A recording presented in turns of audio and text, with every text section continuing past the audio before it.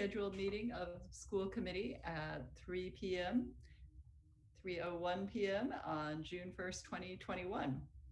And our agenda items today consist of the call to order, student representatives report, public comment, reports and discussion items, including the summer programs update, housing project update, the calendar of school committee meetings for 2021-22, and action items, including the FY22 budget, a vote to accept the MEMA PPE allocation, vote to accept several gifts, a vote to accept a grant for diverse books from the high school students, open enrollment for 2021-22, and a vote to approve minutes, followed by the chair report, superintendent report, future agenda items, next meeting dates, and then adjournment.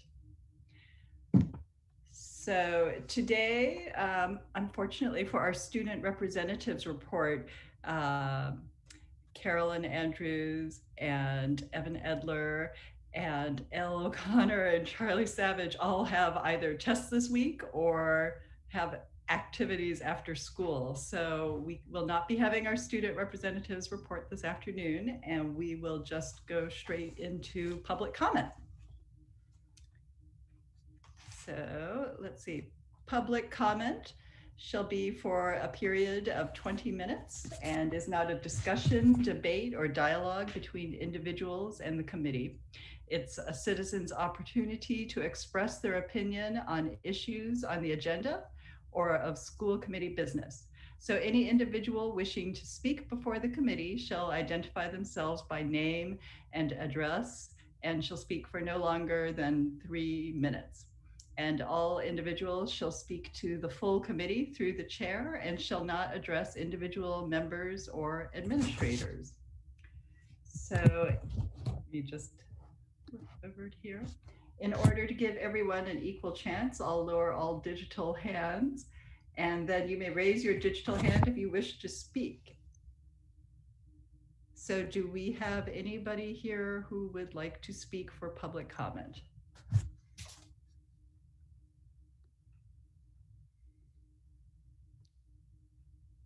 I don't see anyone. I do not see anybody.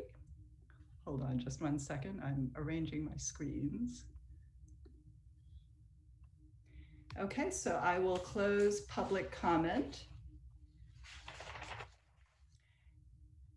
And let me just see.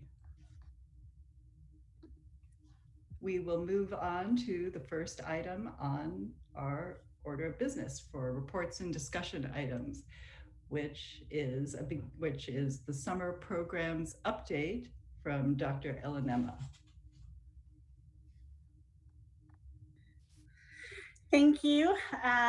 This will be brief. We'll be back again to talk more extensively about the professional development. At this point, we want to focus on just making sure you had an update on our student programs that are going on. We're excited about our new student academic support program. This is our first year running this.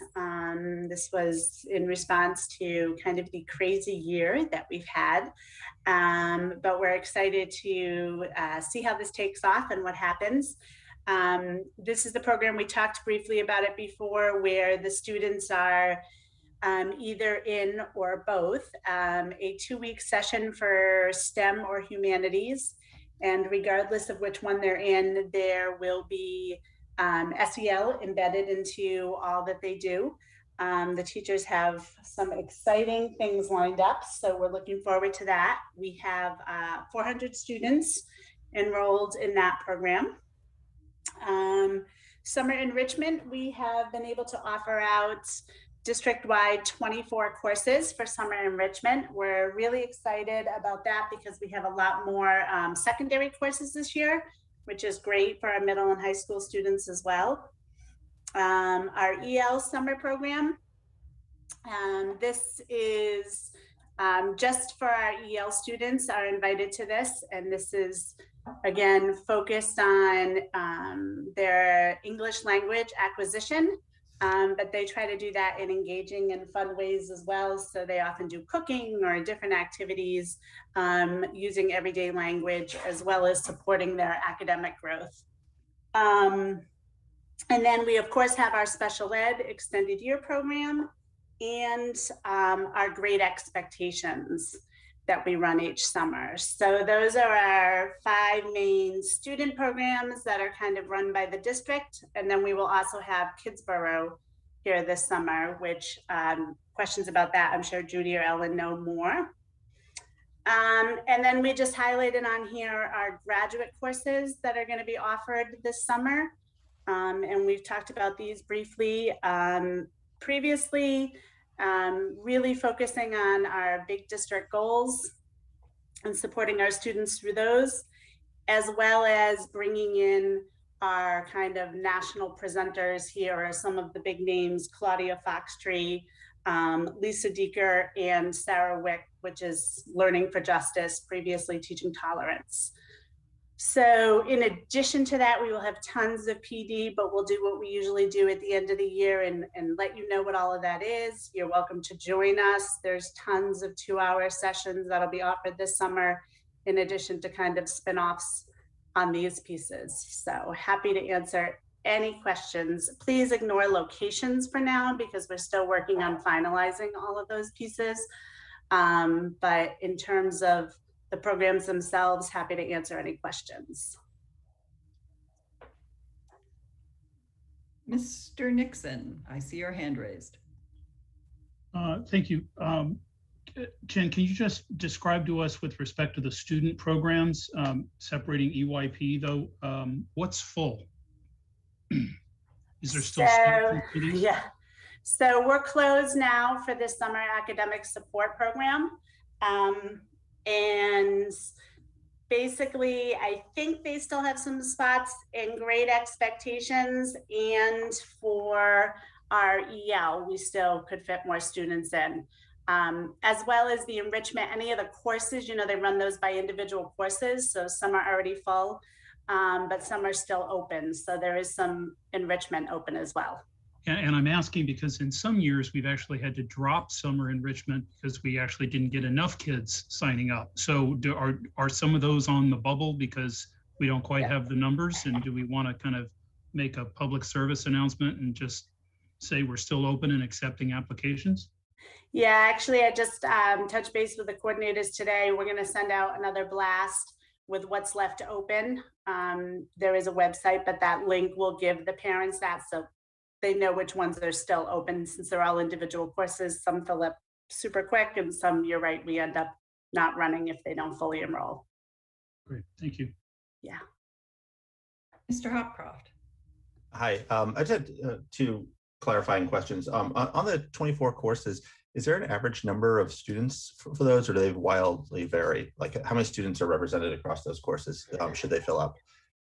Yeah, that's a good question. I wouldn't say they wildly vary, but those are very specified. Like for instance, if they're doing like hands-on science things, sometimes we have less students in those than we might have in, say, like creative writing or something. So I would say the typical range is between 10 and 20 students. Okay, so 250 to 500 students overall, it sounds like. And this may be a really I guess newcomer kind of question. When you talk about in-district graduate courses, who are those for? So those are for our teachers predominantly. Occasionally we have a district that we collaborate with that has said, hey, you know, can we send some people to a specific course because they are looking for more support in that, but typically it's just our teachers enrolled. Right. And we say in district, staff in the district facilitates those courses. So that's the teachers only have to pay for the college for the graduate credits. So they're usually they're under $300 for a graduate course for them. Great, thank you. Yeah.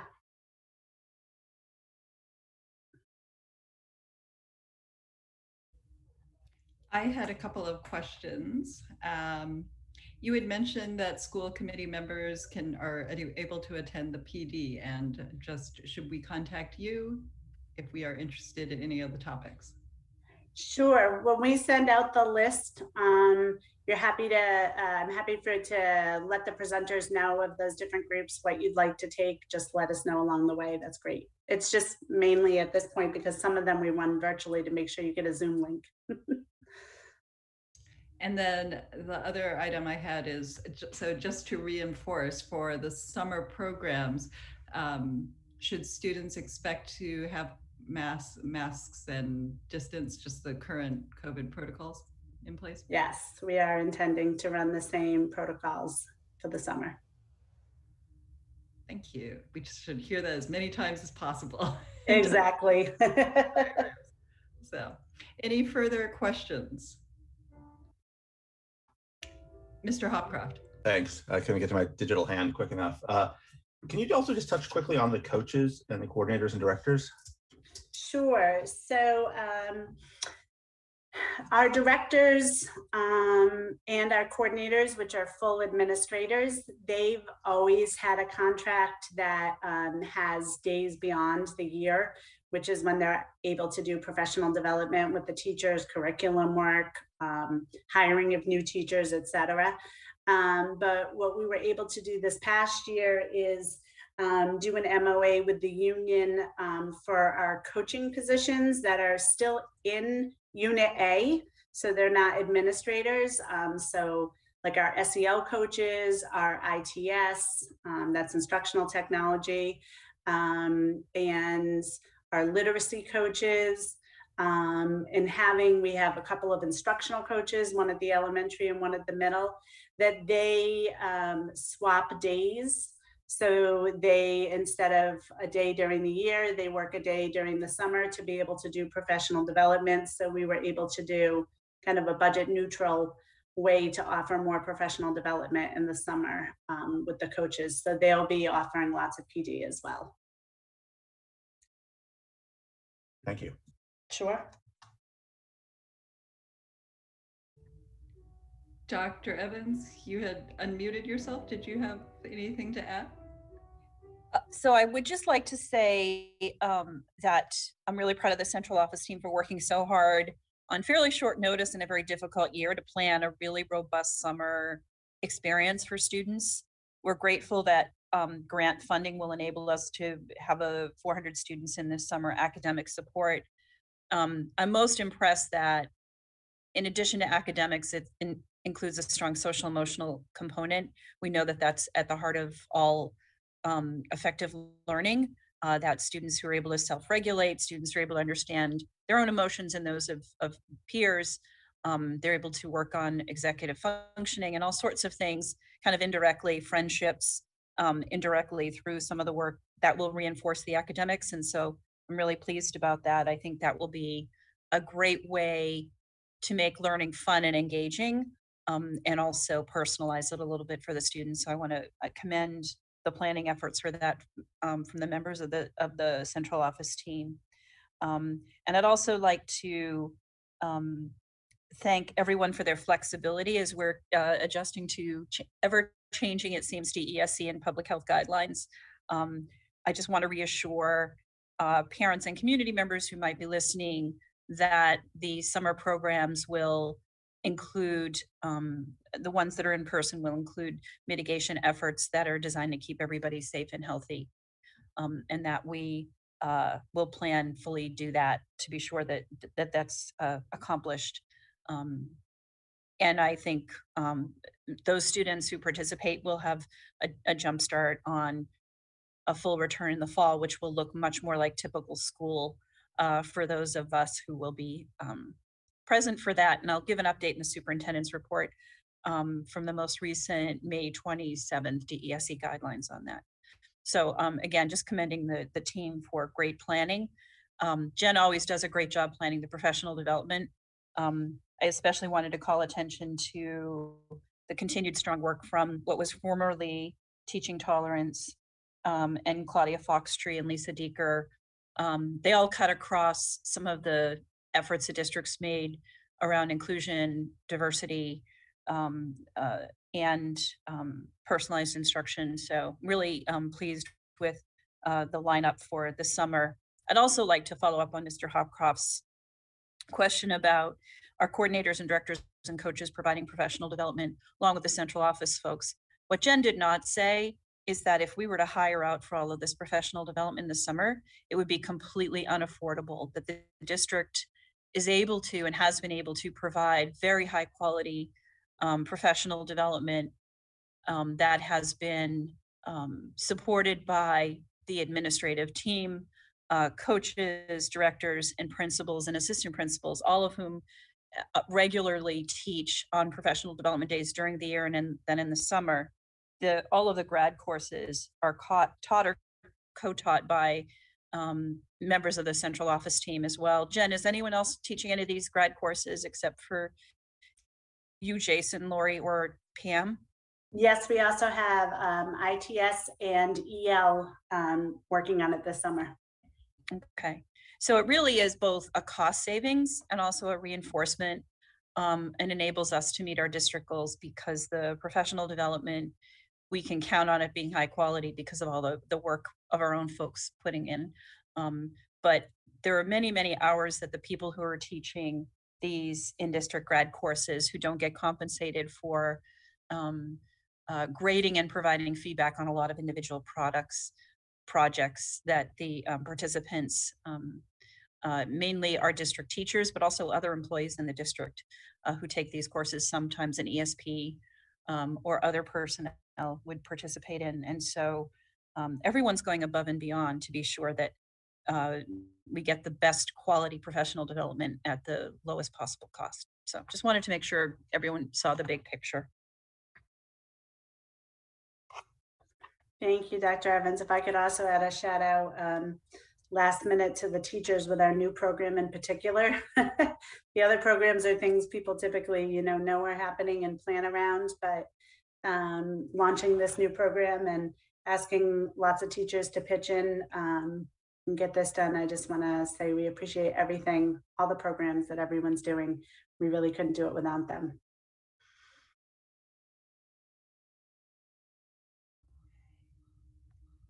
Thank you very much, Dr. Elenema. Any further questions from anybody else? Otherwise, next on the agenda, we have an update on housing projects in town. And so we will elevate Mr. Brian Zerkelli from the chair of the planning board to speak on this topic.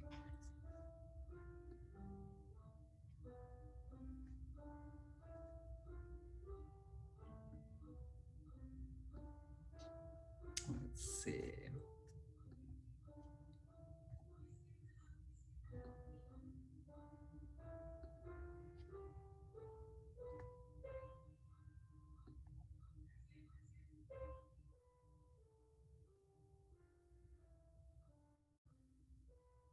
Hi there. Everybody, I'm guessing, can hear me all right. Just a quick point of clarification. I am the planner. I am not the planning board chair. That is Diab Jarius. Just as a small point, I'm not an elected member, nor do I live in Winchester. I'm going to hope I can share my screen. I just have just a couple, really just one slide, and then I'm just going to be kind of going around the map and then kind of opening it up for questions really anytime throughout. So I don't have anything completely prepared. I'm going to show you what will you allow me to share my screen? It's saying that it's disabled.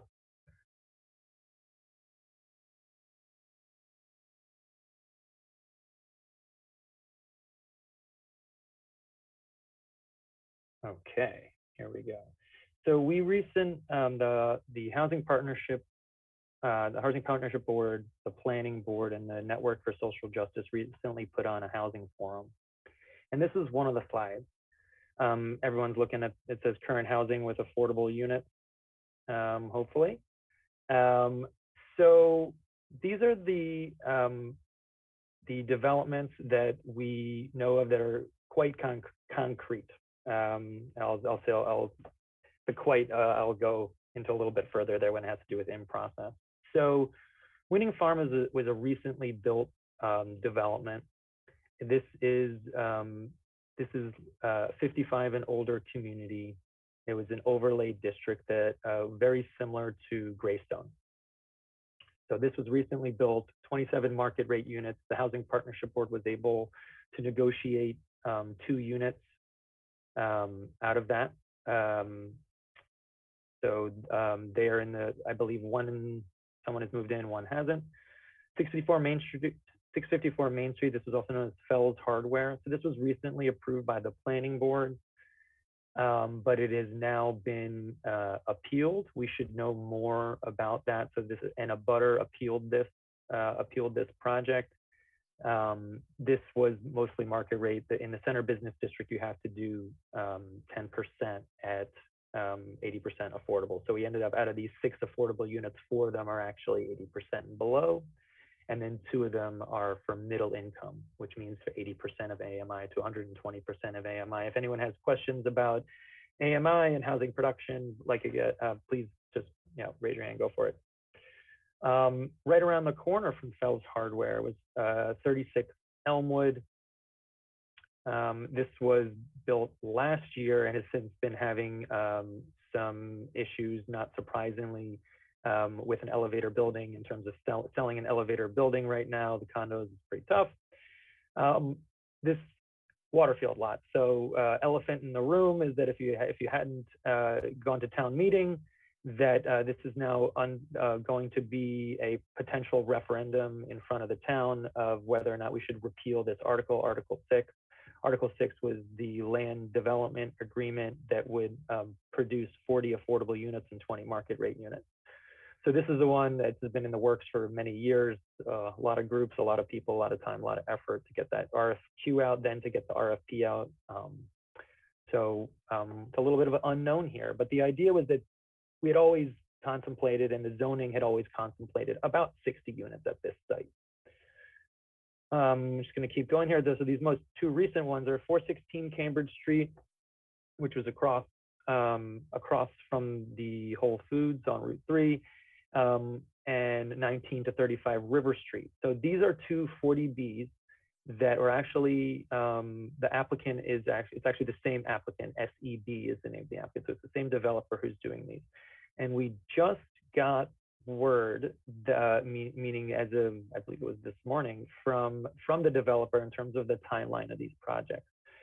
So these will begin next month. Both of them will begin around next month in terms of groundbreaking.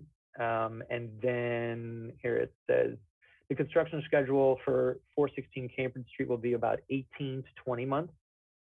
And then River Street would be 22 to 24 months. So that brings us complete to about spring, summer of 2023. So for both of these projects for 416 Cambridge Street and 19 to 35 River, again, spring to summer 2023.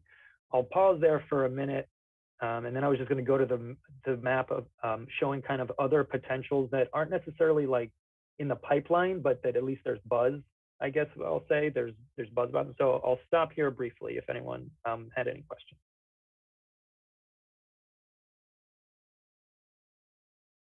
Wonderful. Okay. I guess no questions then. I'm not seeing any more in. Oh, here, Seamus Brady. Yeah, I see Seamus Brady. Why don't you go right ahead? Thanks, Brian. Just in terms of, you referred to the last 2 as 40Bs, and just for clarification's sake, and if you don't have this, that's absolutely fine.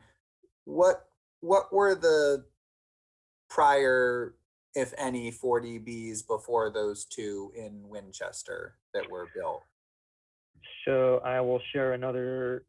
So this is our current, it's the way that it's cut is not very good, but this is our current subsidized housing inventory.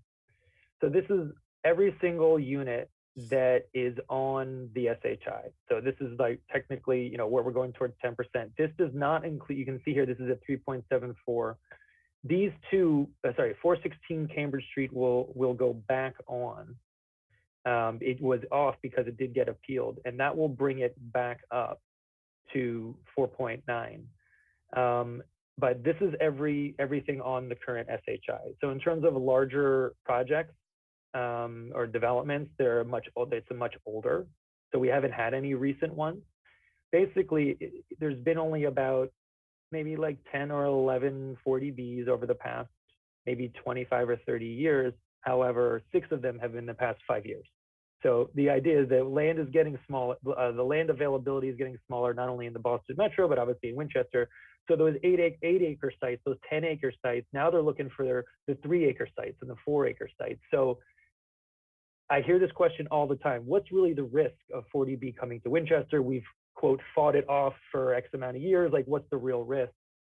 The truth is that Winchester has historically fought off 40Bs. It's only recently, past decade, that the not just the town, but the town and the select board and town meeting in general have been more in favor of affordable housing development, realizing that there's value there, that type of thing. So there's certainly going to be more 40Bs coming. If you just look at, oh well, we've only had 10, and we've or so, around that. But the fact is, yeah, we've had all like six of all of them have been in the past 5 years. So 6 have been built in the past 5 years that are considered 40B? 6 have been proposed, and the ones that have been, there was one several years ago that is now currently the site of the community soccer. It's like an indoor soccer facility.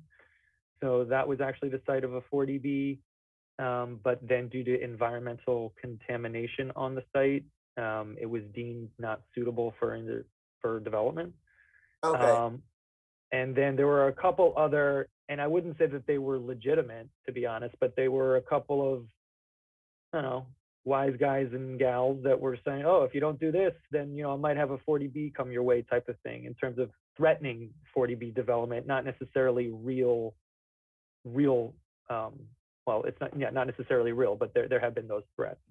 Okay, sorry. My question was just like, what year was the last 40B actually successfully completed in Winchester? All right.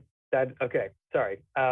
So that I don't. Someone else might actually, if John Serbier is on the call, but it's these basically these older properties that are certainly more than 20 years old in terms of these. Okay, so that's fine. So it's been more than 20 years since we've actually had someone successfully build a 40B in Winchester. That's why we were at 1.9% for ever. So when I got here about 7 years ago, we had been at that 1.9 for quite a while. Everything kind of started to change in 2018 when we did a housing production plan. And then it's basically the town saying, there's no promises here. It's we strive to make 40 units a year. And it's not just affordable units. The idea is all different types of housing. But that's when, yeah, in 2018, when the whole, not only did the mind shift, but there was actually documents showing what we need to do and how we need to do it. Thank you. Chris, go for it.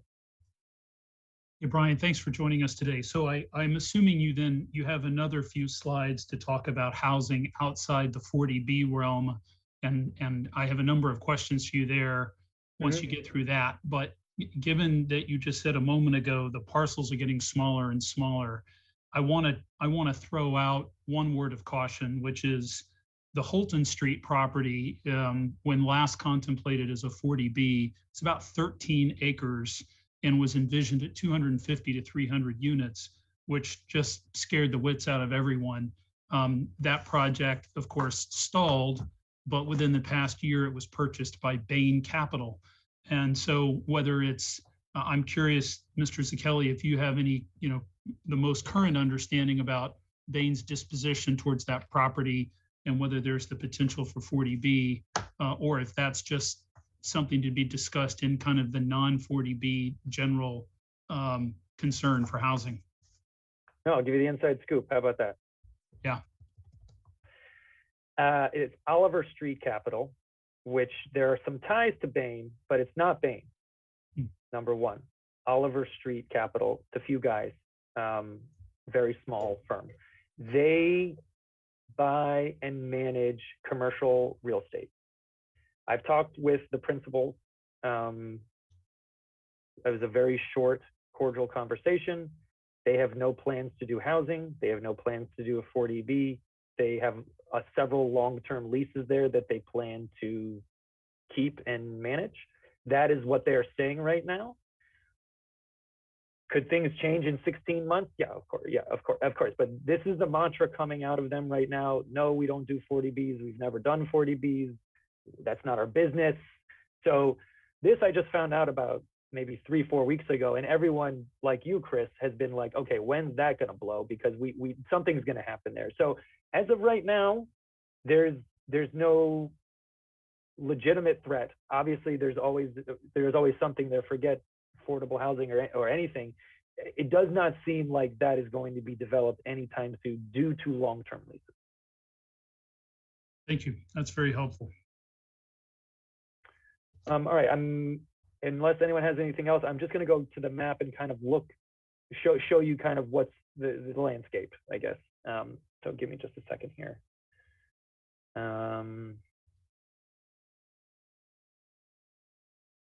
So are we seeing kind of teal dots everywhere? Okay. So most of this, and so there's a lot going on here in the town center. This is simply in school committee, and everybody has known since we redid the zoning in 2016, the number that we've always thrown around has always been somewhere between 200 and 250 units somewhere in the center business district. So that's including Waterfield and 10 Converse Place, and even Fells Hardware that we just talked about. So that's 200 and 250. That's not we're not necessarily trying to do quote 40Bs there. If we can get more affordable units near transit, that's kind of the whole project of the Waterfield. The idea is that there's so many projects that get pushed out of town to the outskirts of town to try to keep the town center small. That's a small percentage of people want to do that. Keep town center small, put the larger projects outside of town. A lot of the other side of that coin is let's put the density in the downtown where the transit is, and then you have more services for people that can get in and out of Boston and do whatever they need to do. So the idea is that still that number is 200 and 250 around the center. Now we're going to start north and we'll just kind of move our way west. So here, this was known as Forest Ridge. So this came about a couple times over the past, I think 15 years ago, it was going to be 16 single-family homes, 20 single-family homes, something like that. Then most recently, in the past 3 years, it was going to be a monster, like 316 units up in this area, going over, like over wetlands, and it was like this crazy project. It was a horrible application in terms of how it was filled out, filled with a lot of misleading information, and people saw it through very quickly, got kind of thrown out. DHCD and Mass Housing said this is not ready. The news here is that now there is a current developer who is in the middle of approaching the town. He's trying to talk to the select board, trying to talk to the planning board to do a similar project of Winning Farm. So we're talking about either some type of 55 and older community, or potentially it's really in the direction of the select board here, and whether or not they want to maybe make this a friendly 40B, meaning, and whenever, just so we're clear, when I say 40B, it means 25% of the units would be deed restricted affordable. That's what a 40B means, is that a quarter of the units are deed restricted affordable. And we can go over, if anyone has questions on what deed restricted is and how that plays into everything. So the point is that there's a developer who has some type of interest on the land, whether it's a P&S barn with specific, until he gets permits, or whether or not he bought it, I don't know. But there's no doubt we knew this land was going to get developed. It's been on our radar for many years. Looks like it's going to be somewhere in the, I don't know, it could be as little as 40 units to try to get, but it could be a lot more depending on if it's rental or condo or not. So we'll see how that goes, but basically something is happening here. Could be medium size or it could be larger. When I say larger, maybe 40 to 120. something like that. You can write whatever you want down, but don't quote me, put it that way. We'll see what they come back with, because they're approaching the select board. In terms of what they should be doing. They're going to need a zoning change, so they need to be friends with the planning board. If they're going to do a 40B, they're going to have to be friends with the select board and do what they want. So it's a question of what makes sense with them money-wise and what they actually want to build. So we'll see what happens there. Chris, go. Yeah, if it's helpful as you go sort of from project to project, I just wanted to interject for the benefit of the school committee. And first of all, give props to Brian, because he was one of a number of senior town staff who were really helpful during our facilities master plan update back in 2016 and 2017. Forest Ridge was one of those developments that we estimated back in 17 would happen within 5 years. So we had like a 5-year window, and then we had a second 5-year window, because of course it's a 10-year master plan. Looks like we're off a little bit on the timing of Forest Ridge, but we predicted that that development would bring us 24 students. So if it's 40 units or greater, that's clearly in the ballpark, and it could be more than that. And I want to just sort of take a moment to say sometimes we really nailed it when we talked about development like Cambridge Street, which was just on like a procedural appeal, right? We were waiting on a ruling from Massachusetts courts. The school committee and administration felt like it was not a matter of if, but when. So it's really no surprise that Cambridge is moving forward. There are going to be some developments that we get very close in terms of timing and size. There'll be others where we're a little off on timing, a little off on size, and then some that just totally catch us by surprise. But just I wanted to let the school committee know Forest Ridge is one that's been on the radar for a while, but we really haven't heard much about it in really, I guess, 3 years. Is that fair, Brian? Totally silent. Yeah. Any more questions about Forest Ridge or timing or any of that? We should hopefully, I would imagine the developer is going to be talking to them very soon, meaning, within the next month or so.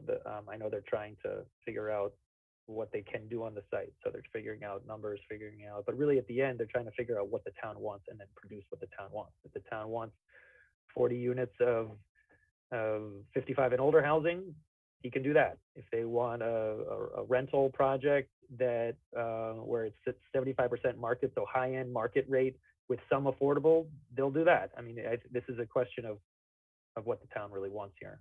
So we'll see on that one. So that's Forest Ridge. Highland Ave, this was one of those where it was a threat to a 40B. There were going to be 24 units, but now it's 5 single-family homes. We're just going to keep moving and forget about that one. You don't exist anymore. Tyler, Brian, this is Abbey Road, right? Correct, Abbey Road. Yep. And so is it still safe to assume once that's built out, it's like at least 16 bedrooms? I would say it's four to five. Yeah, 16, probably 4 to 5 houses, 4 bedrooms a piece, if roughly that. So large, high end, all of that. Okay. You see here, Thai Logistics. This was the one we just talked about off of Holton Street. That at the moment is still going to be tied up in these long-term leases. So we'll just keep moving on. This is 19 to 35 River Street, which is off of Cross, which is starting to break ground next month. And again, now we go online in terms of moving in spring, summer of 2023. This was also in that pipeline. This was a commercial facility, and now it's going to be 3 single-family homes. So not really much of a radar thing there, but just going over all of these. So this is another wild card. So this is Washington and Swanton. This is a property everyone has heard about for a number of years because it has been a non-working property. So the town was potentially going to take this property that has since stalled. At the moment, what we have is a request for proposals if we were to get control of the property, and then produce about 40 units of housing here as a friendly 40B with the developer. So it is unclear what's going to happen there. We are not the owners. We are currently not in the process of gaining ownership, meaning that we are not trying to acquire that land at the moment. It's kind of at a stalling point. So I don't have much of an update on that, other than we're waiting to see what the owners will do. But there is not like a drop dead date in terms of time that if nothing happens in X amount of time, we're going to take it. Like that has not happened. We don't.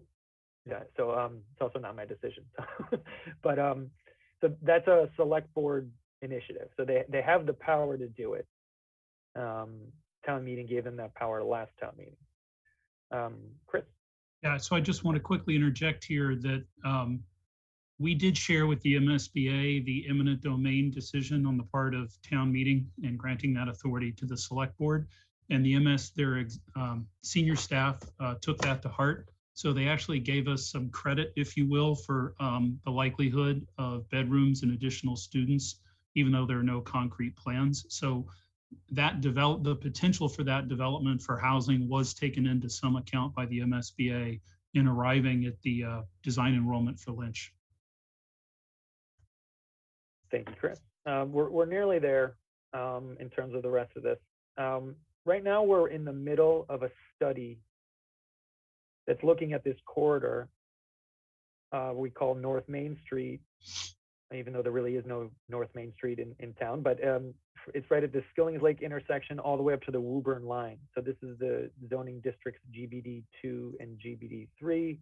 We're in the middle of studying this corridor, and the idea is to expand, to try to get more housing and mixed-use properties in here in order to be more investment along this property, along the corridor. So the idea is to expand housing along this corridor, in addition to commercial activity. There's a number of small projects that are that are here at the moment. 735 Main Street, which is right at this intersection. This is still under appeal. This was going to be a small project. I believe it was 8 units.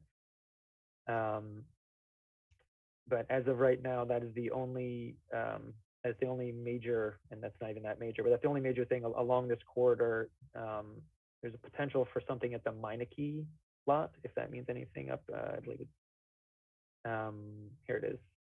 So this will be developed.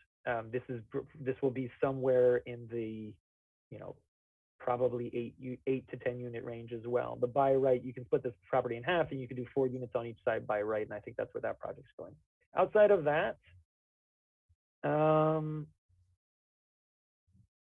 I think the only, so that was 416 Cambridge Street, which we talked about. And this was Winning Farm, which we already talked about as well. I think that's all of the potential kind of somewhat in the pipeline or soon to be in the pipeline there. So I think I'm all set if anyone had any questions. I got another one. Brian, can you give us an update about the property that backs up to the Jello plant, what we call North Forest Street? What's going on up there along that undeveloped strip? So that I can go back, I can show you. So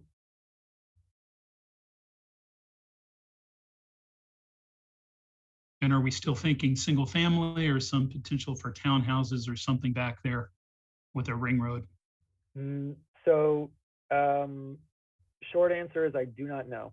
The plan had always been, so this is the Vale, if that means anything to anyone. Can you click on the satellite view down there in the lower left-hand corner? Be easier for people to see.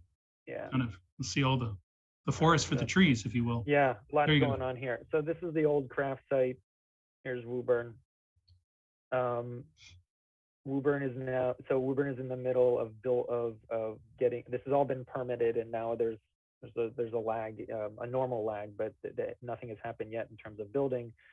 But Woburn will be building the largest facility they have ever, the largest development ever in the city of Woburn. So this is going to be dental space, lab space, additional partners is going to be there as a medical office building, several million square feet of, several million square feet of commercial and medical office housing. There's going to be a whole bunch of townhouses down here and a whole about 90 townhouses, as well as assisted living care facility and mental health care facilities. That's all the so it's residential in the whole southern portion, and then this whole portion, the northern portion, is going to be a little bit of commercial but mainly medical, lab space, a hotel, 3 8-story parking garages. I'll stop there. So there is a fire road that they have access to here, that they will have access to. We had give oh, there it is. That we will give access. That's only for in the case of emergencies. However, there's some other land. There's about 8 single-family homes, and that has always been the plan, that they would be able to build 8 single-family home lots along this. It was basically so they could recoup some of the money. But there's a fire road almost exactly where this pin is, that will allow, like I said, fire trucks, emergency vehicles to access the residential side through Forest Street, but no regular access. But it's basically about here, and Chris, it is about 8 single families. There's no plans for townhouses, but that could change. Okay, but we could look at that and conservatively say 35 more bedrooms. Just looking at the 3 that were just built even further up Forest Street, right on the edge of that property. Yeah, those are, I think they're 5 bedroom, they're almost 6,000 square feet, something like that. Yeah. So that's the Vale, and I don't think there's anything else, but that's certain. There's no risk there at the moment, at least that anyone has seen, meaning that they sold those others to a single family home builder. They're probably going to sell the rest of those to a single family home builder because that's worth the most here in Winchester. So Brian, the only other question I had for you is with respect to the North Main corridor. When we wrapped up the master plan, we envisioned 100 units of, one type or another, large, small, in between, over 10 years. And we literally said, so 50 in the first 5 years, 50 in the second 5 years. And we put some thought towards the percentage of kids who would be elementary, high school, middle school.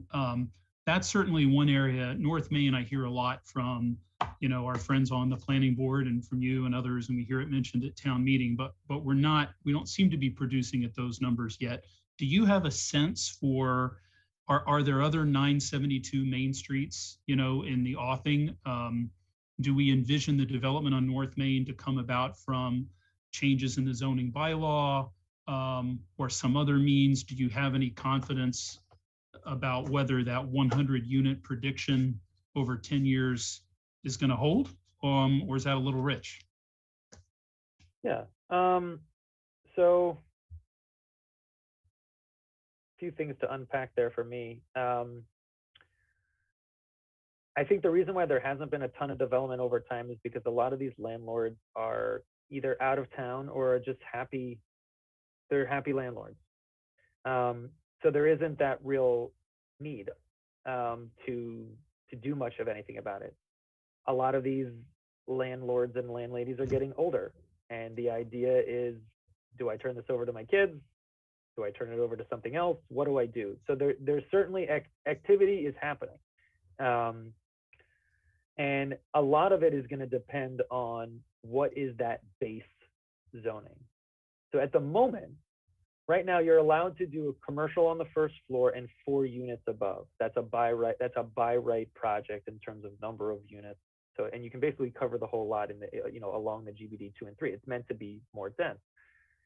But, it's been 12 years, 14 years, and it's just not producing what we want. And the stuff that is getting produced, there's no design guidelines. So the idea of this zoning is going to be something with the by right zoning will change, but there will also be additional design guidelines. The question that you're asking is, well, what is that by right unit count going to be? Like, because that's going to be the bare minimum that we would get.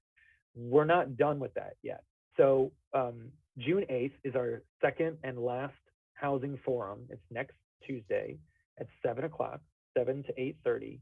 That MAPC, who's the contractor in this for the study, they're going to be going through all of their data, as well as trying to gather more data in order to lead towards fall or spring for zoning changes.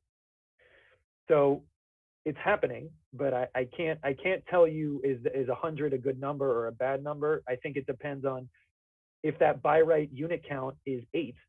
Let's say that you can do 3 stories by right now in terms of commercial on the first floor, and then 4 units, and then 4 units. That's going to change things. If you can do a 3-story building with 8 units over 1 commercial or 8 units over 2 commercial, that's definitely the scale we're supposed to be in. 3-story, 45 feet, it's all working out. But if you change that unit count, it's going to be a very different story. Got it. Thank you very much. Very helpful. I didn't have anything else. So I'm happy.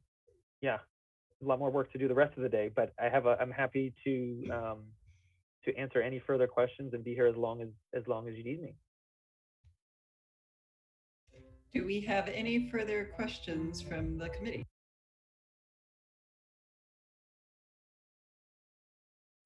Seeing none, thank you so much, Mr. Zerkelli. We really appreciate your time and dedication. You're very welcome. Happy to help the school committee out in any way I can. Thank you so much. Thank you, Brian. It's good to see you. Thanks, Brian. Okay, so I will ask Ms. Bergstrom for her help in lowering Mr. Zerkelli's. And several of our students have been patiently waiting. And I'm going to ask the committee for consensus to take the vote on their donation of diverse books to the high school next in the agenda, if we could. Could I see a? Okay, thank you. And so Ms. Bergstrom, could you help me elevate Catherine Liu, Serene Megerditchian, Caitlin Tan, and Ms. Plasky?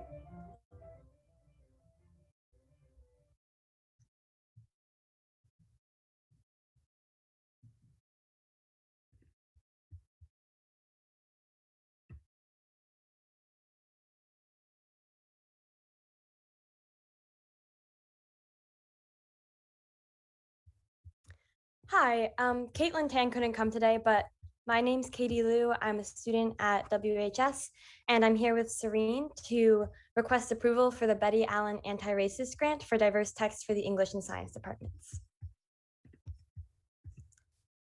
So a little bit about our committee. We are part of the greater WHS Senate, which is a coalition of student council officers and class officers. And this year we've had a focus on anti-racism efforts. Our specific committee is dedicated to making macro level changes at WHS and townwide.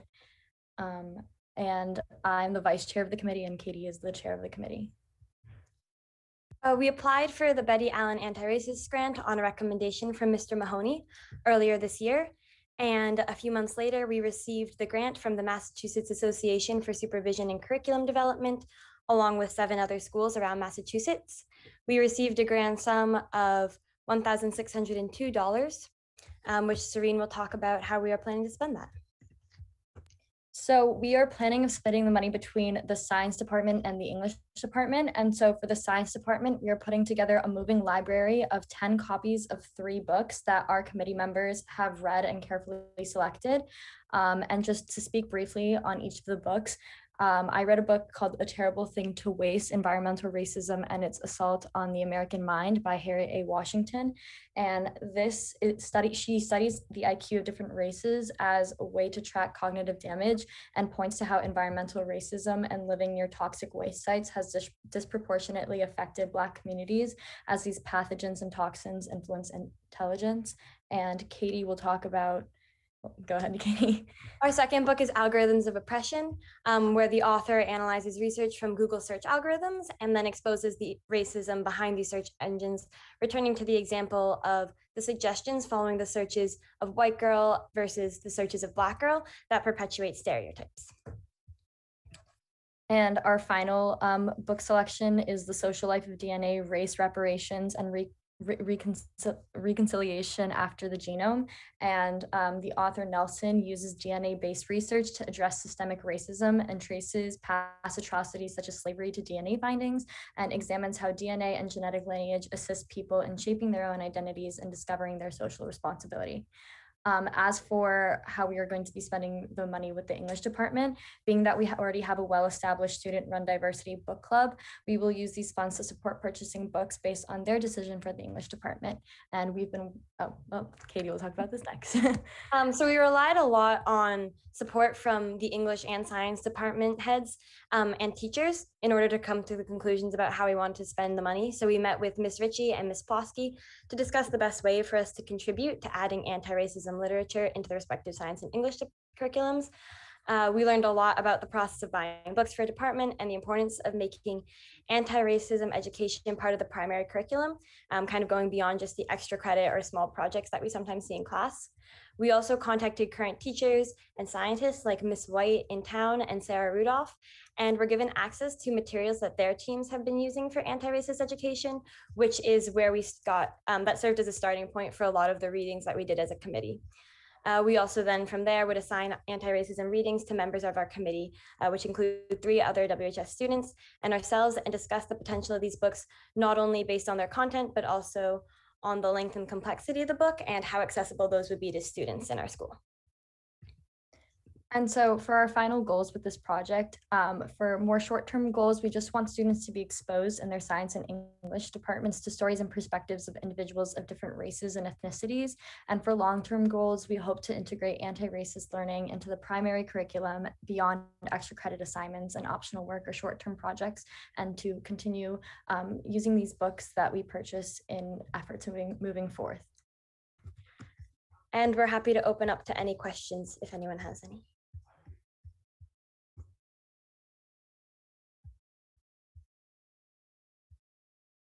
Mr. Brady, I think. Brady. I just want to thank you all for this tremendous work. I am always really inspired by what our high school students do. I have been since I moved here in 2014 and started getting to know some of the ABC scholars, and I just really appreciate all the work you do. I think you set a great example for your younger peers in the school system, and I just encourage you to keep doing the work you're doing, and I hope that someday I will see you involved in your local town government. You'll have my vote. Thank you. Thank you. Thank you so much. I want to echo Mr. Brady and also acknowledge that you've picked some very timely and relevant topical areas to look at the intersection between bias and within algorithms and genomics and environmental. So I want to sort of applaud the very kind of cutting edge and contemporary nature of this. Can you remind me one more time what the source of the funding was to purchase the books? Yes, it was from the Massachusetts Association for Curriculum. Wait, let me get the, I always mess up the, okay. The Massachusetts Association for Supervision and Curriculum Development. Great. And how much was that? $1,602. Wonderful. Thank you. Mr. Nixon. Thank you. I wonder if the third bullet in particular, I appreciate all of these are very timely. I agree with Mr. Hopcroft entirely. I don't know if you saw in the news last week, Twitter actually shut down a few of its algorithms when it was revealed that folks who were posting images to Twitter and were algorithms were actually cropping out some races over others, having initially denied that that was happening. Some Twitter users presented evidence contrary to that. And, by all accounts, that took some people by surprise, but there's still a reason why that's happening. So I'm excited by this. I wonder if the third bullet, because it is timely, but I note that it seems to be focused on search engines, which is just one narrow element, an important one, but certainly a narrow element of technology when we think about it in a contemporary way. Are there opportunities to sort of expand that third bullet in terms of maybe broader social media? And might these texts be shared beyond English and science? You know, I'm thinking of some math classes, I'm thinking of computer science classes that might find some of these texts meaningful as well. I realize you don't want to bite off more than you can chew, so I think this is a great start, but I'd just be curious if some of the students could react to this, kind of thinking about if this is successful and appreciated, as I hope it will be. What kind of are the next steps? Where do you see this going in terms of both resources and then also the kinds of classes where this might be made available? Yeah, that's something that actually really excited about us about the Algorithms of Oppression book. It does focus on search engines, which obviously our initial reaction was, oh, we can bring that into the computer science classes.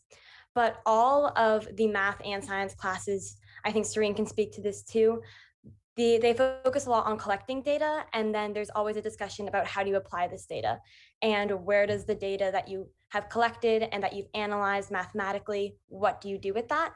And the Algorithms of Oppression book focuses a lot on what you do with that data and how you can look at that data in a kind of with a nuanced perspective and not just taking it at face value, assuming that everything that's mathematical is unbiased. So I see that this is a book that can start crossing over into those math departments, like the statistics classes we have in class, the algebra classes, the calculus classes, and maybe in the future, these books aren't just for the science department. This book can start bringing it into the math department as well, and kind of forging a path to bring anti-racism, whether those be reading materials or articles, into other departments as well. Thank you for the question. Thank you. And just to kind of follow up, I'm myself am taking a computer science class now, and following the AP exam, we've just been doing some more coding, but we are hoping that like in coming years, we can use these books and maybe instead of continuing to do coding after the AP exam, expand on our learnings. And also with the grant itself, the final goal is to spread it to all the departments. We have this year to spend the money, but then we have all of next year to plan of how to maybe try to integrate it into curriculum and such, and to continue to work with all department heads. And we're just really excited to see where that will take us next year and in coming years. Terrific, thank you. Back to Mr. Hopcroft. Yeah, and I just wanted to add to Mr. Nixon's point and say that there's a lot of local leadership around artificial intelligence and bias in AI. So, you know, that may be another area to explore as you look for additional you know, books and some good local authors as well. More of a comment. Thank you. Yeah, we'll definitely look into that. Thank you very much. Any further questions from the committee? Seeing none, I just also want to add in my big thanks for your initiative with the book club and your grant, and then reaching out with the faculty and looking at how this can be developed into future years. So I'm very excited to hear what you have to say and looking forward to see how this unfolds. Thank you very much today. Thank I'm you. happy to make a motion if you'd like one. Yes, we would. And I'm like assuming we need a dollar value on this, so I'll throw that in there. I move that we, the school committee, graciously accept a grant in the amount of $1,602 for diverse books for Winchester High School students, 10 copies of 3 texts as presented. Second. Jinx. Thank you. Roll call vote. Ms. Bergstrom, Aye. Mr. Brady, Aye. Mr. Hopcroft, Aye. Mr. Nixon. Aye. Chair votes aye. The vote is unanimous. Thank you so much. Thank you. Thank you so much. Really appreciate your time. Okay, and with that, Ms. Bergstrom, I will let you change the status to attendees, or you can also do that yourselves, I'm sure. And we will move on to the next item on the agenda, which is a review of the draft of the, oops, hold on just one second.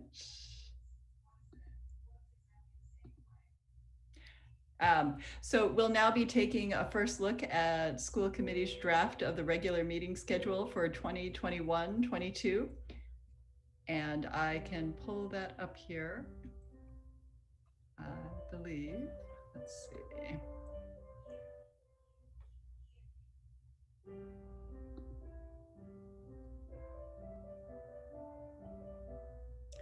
Hopefully I have the right item since I cannot see my screen that well.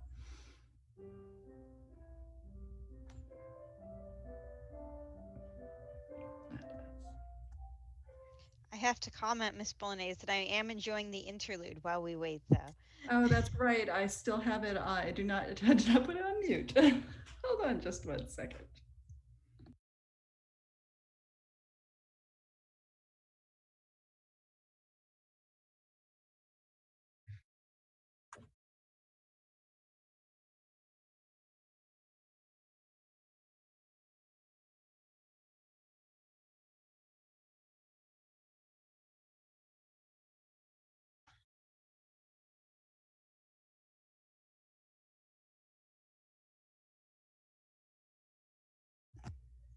Sorry for that little glitch. Can everybody see my screen? And it's the correct screen. It's the calendar of regular meetings. Okay, that's great. So this is just a draft for everyone's review, and I've set the meetings for the 2nd and 4th Tuesdays of the month, and with summer start times at 9:30 a.m. And during the regular school year, start times are at 6 p.m. And as always, we will review the schedule a few weeks in advance of each meeting in case we need to make any changes to the date or time. Any questions or comments?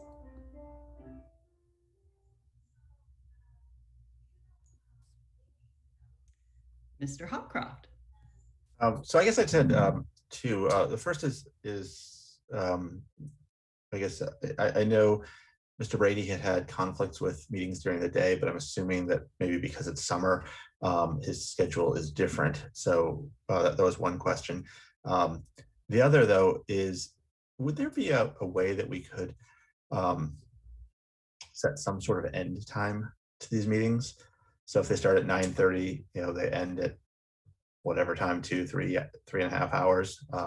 It's just because it's very hard to plan other meetings beyond that. So that's I guess a question. And I'm generally supportive and have all these on my calendar for a 3-hour block right now, but it'd be helpful in planning to know when it's going to end. Thank you.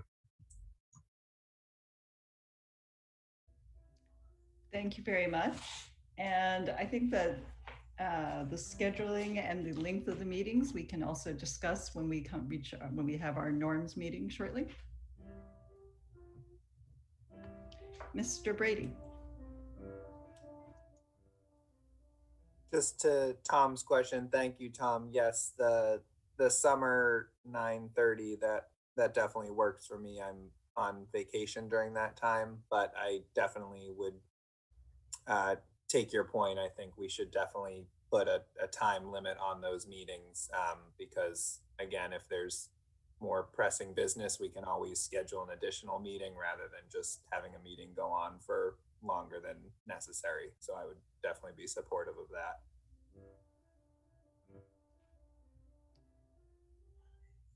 Ms. Bergstrom, I believe I saw your hand. So, and I'm going to just suggest that we refer that conversation again to the norms meeting because there may be sometimes that we're not able to accurately predict that. And we could get into a discussion about that here. I think that's a good goal to aim for, but I think that there may be some other things we need to discuss around that when we have our norms meeting.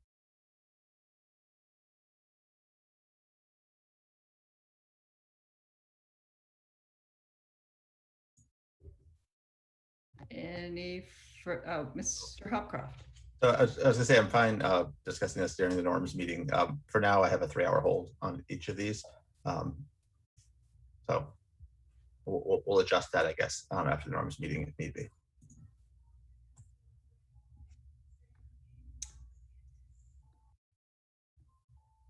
Mr. Nixon, I see you have unmuted yourself. Do you have a So comment? I actually have a point of order following when you're ready to depart this and move on to what's next.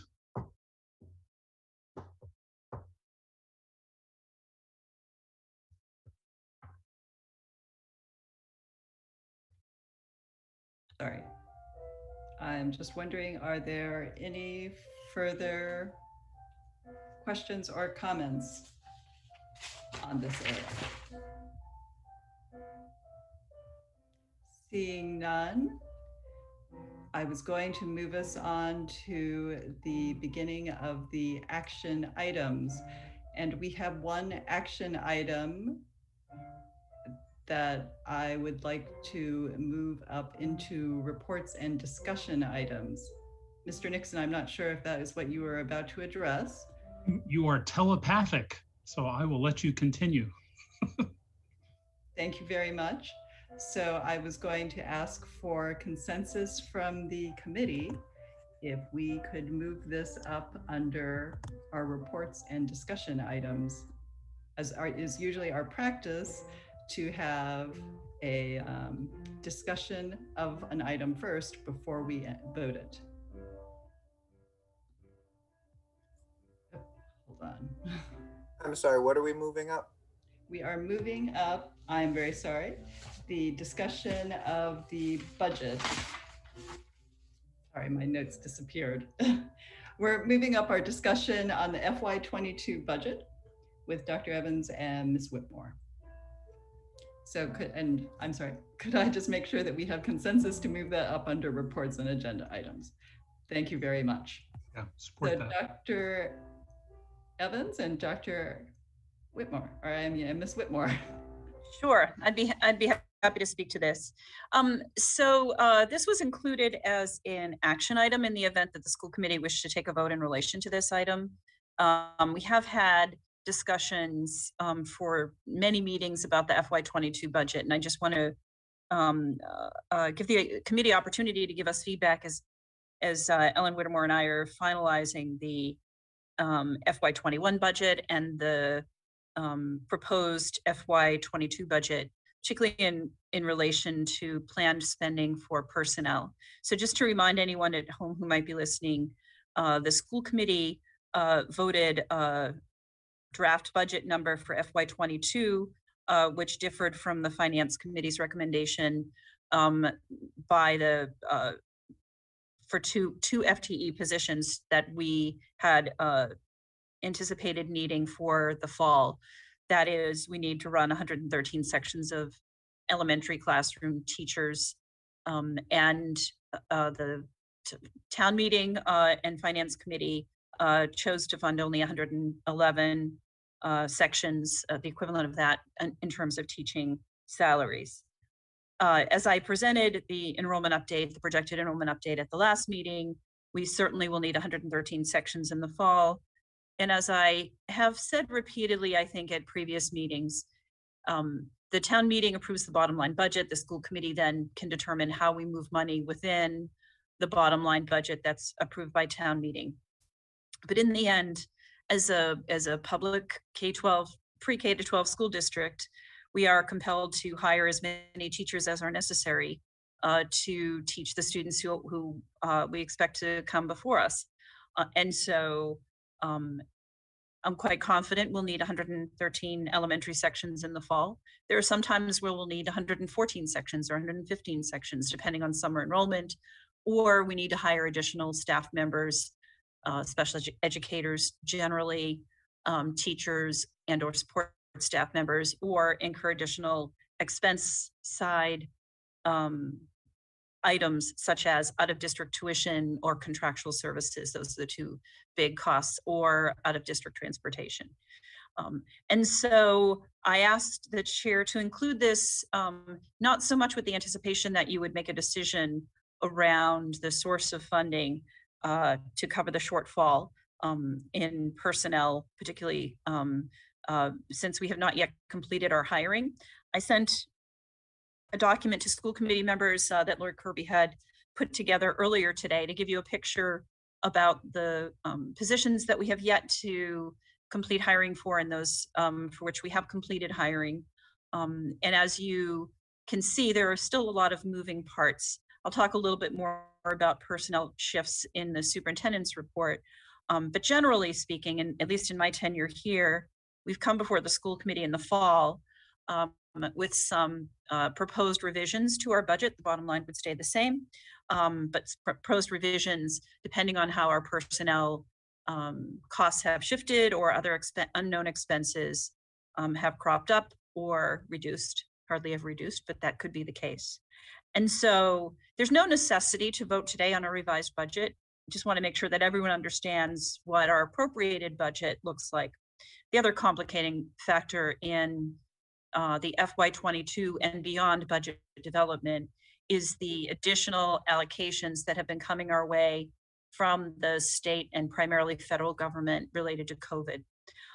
How those are used and how the additional funding can be spread out over subsequent fiscal years is going to be something that Dr. Hackett will have to weigh in on. Ellen and I are planning to present to you on the 15th an update on where we stand for the projection of the FY21 fiscal year and any budget transfers that need to be made there. Knowing that we've expended some funds from FY21 to prepare for the Parkhurst transition to move for preschool classrooms here from Lynch. And also we'll prepare an overview of all of the federal and state grants remaining, both for COVID and for carryover for the title grants, any funds remaining there. So you'll have an adequate picture about what the next superintendent will have in terms of resources that can be used for planning for FY23 and beyond. Some of the funds could even go into FY24 potentially, or be used to offset that. We're still finalizing also retention of circuit breaker from the current fiscal year, which, as you know, any money that had come in this year needs to be used by the end of next year. Any money coming in next fall will then need to be used by the end of the subsequent school year. And so it's an important planning effort, particularly when there are a lot of things still in play. The largest additional allocation just from the federal government just came to us, and we're still investigating any of the restrictions that are coming for the use of those funds. And so that's why we're putting off until the 15th a more thorough discussion, because the State Superintendents Association and MASBO, the Business Association, State Business Association, school business officials are digging into some of the restrictions on how those funds can be used. And we just want to make sure that we assist the next superintendent with that.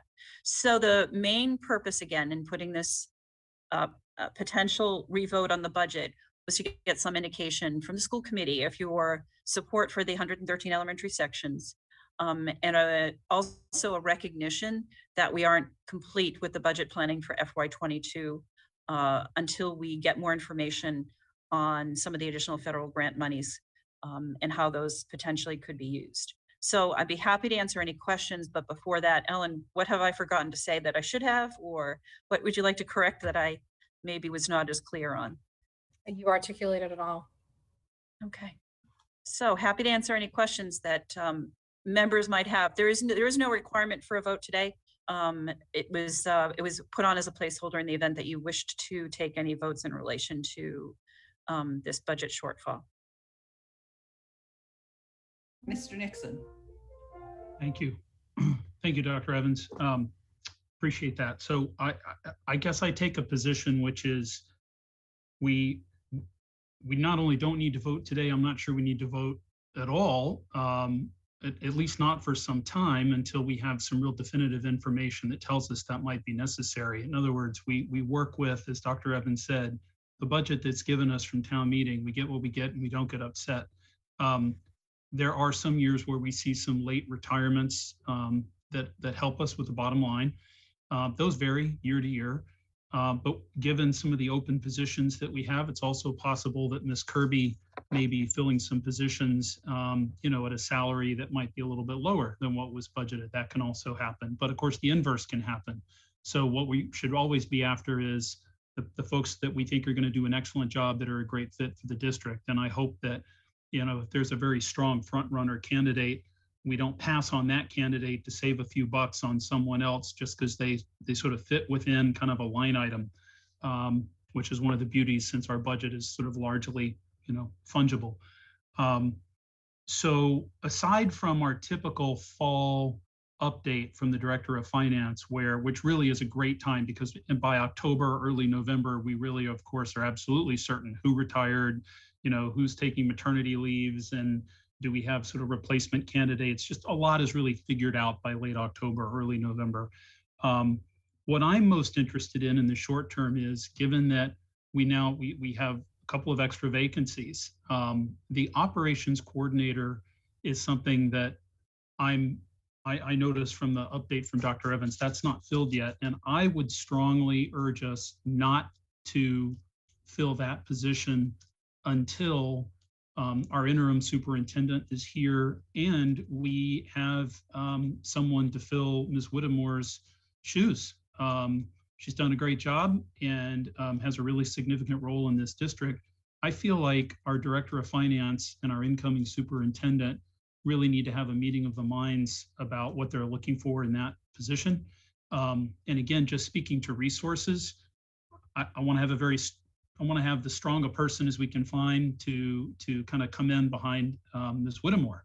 And I feel it is, I'm going to clumsily say this. I put a higher priority on filling the Director of Finance position with the right candidate, the best candidate, the most qualified candidate.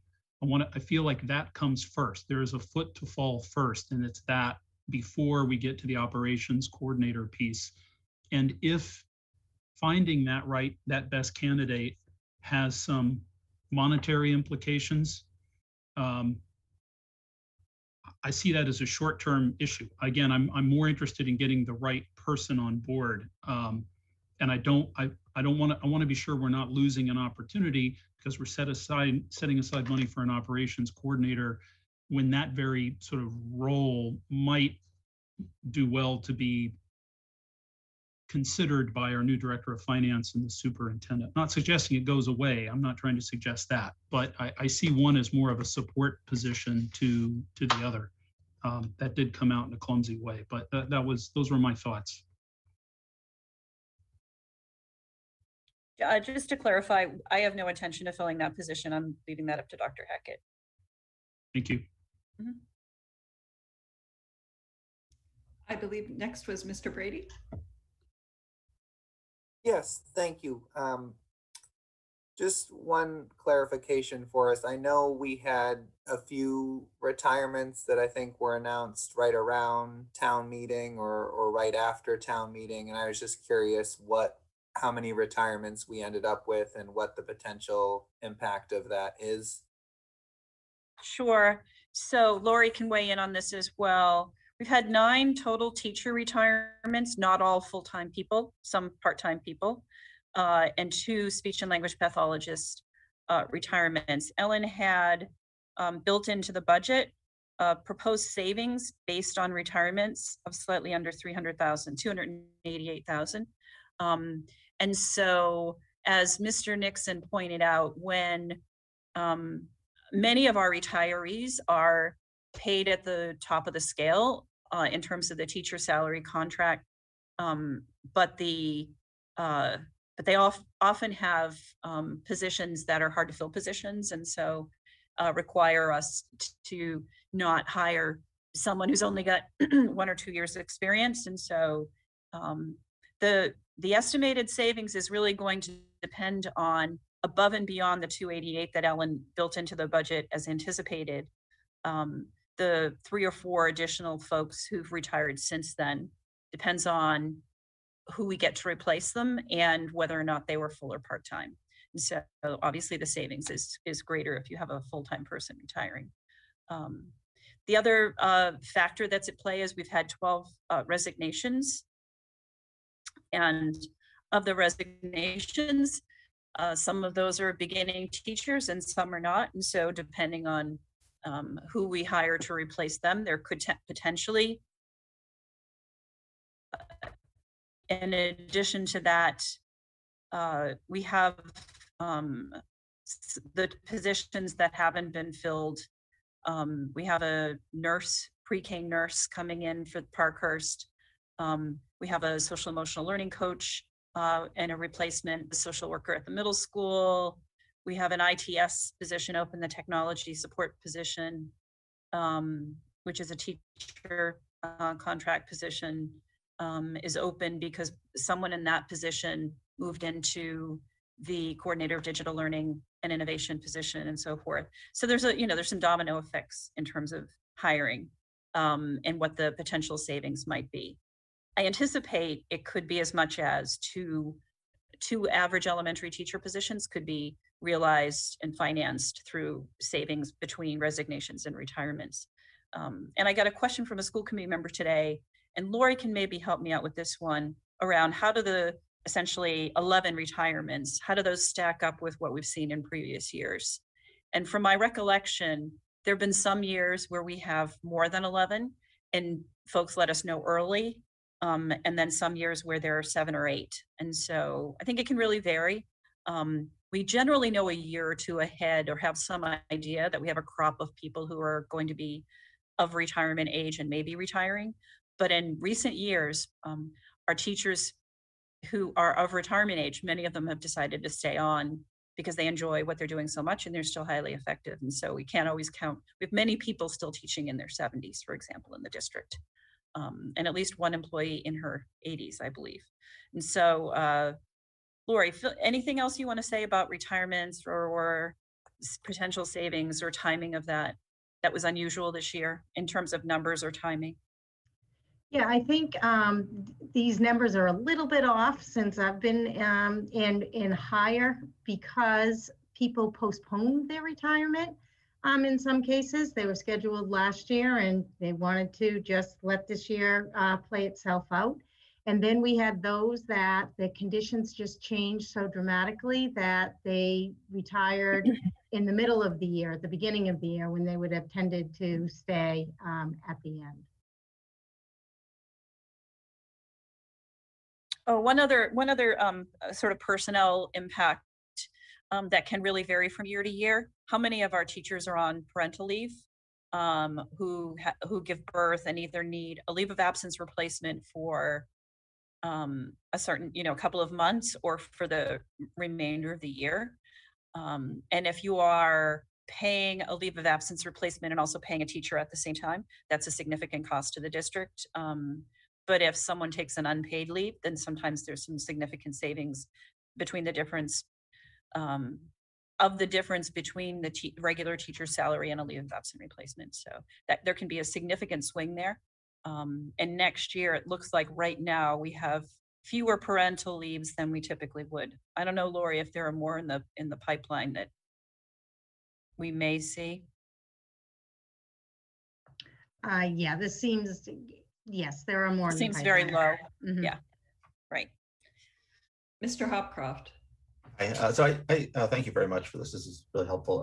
I had 2 questions. The first one was about the numbers of teachers. And what I'm gathering here is that your confidence in needing 113 versus 111 has grown.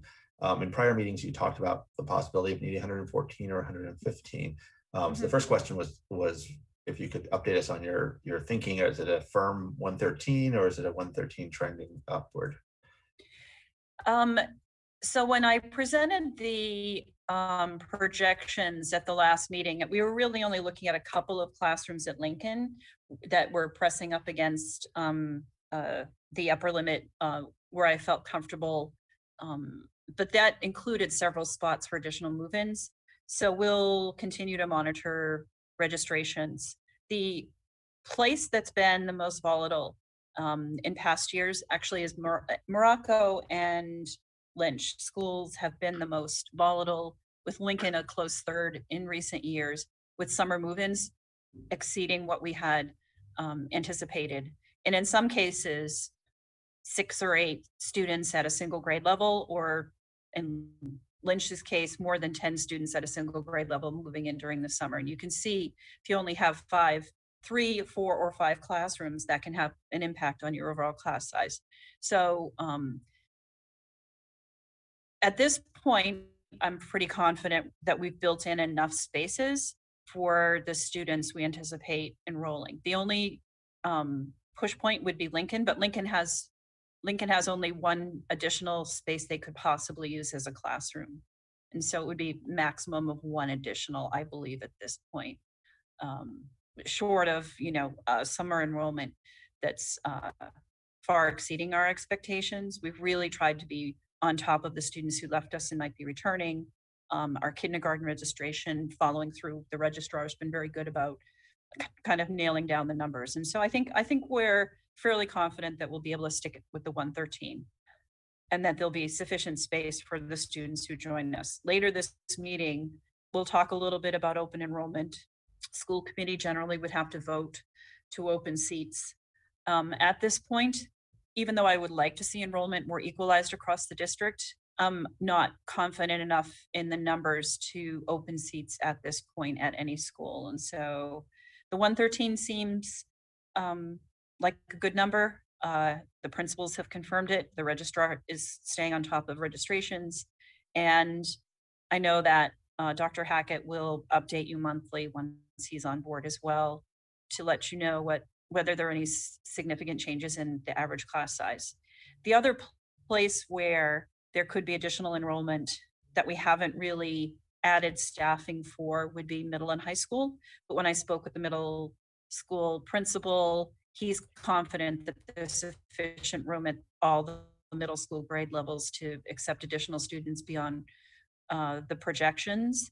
And at the high school level, the recent DESE ruling that we would go back to no social distancing, that enables the high school to have larger class sizes should there be additional enrollment.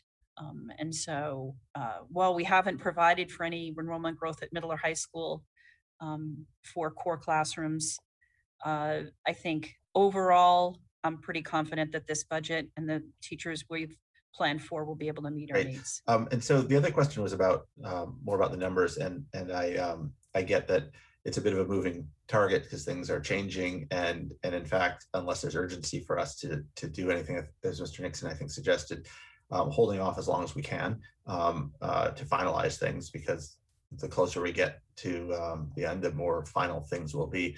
But I'm curious your perspective.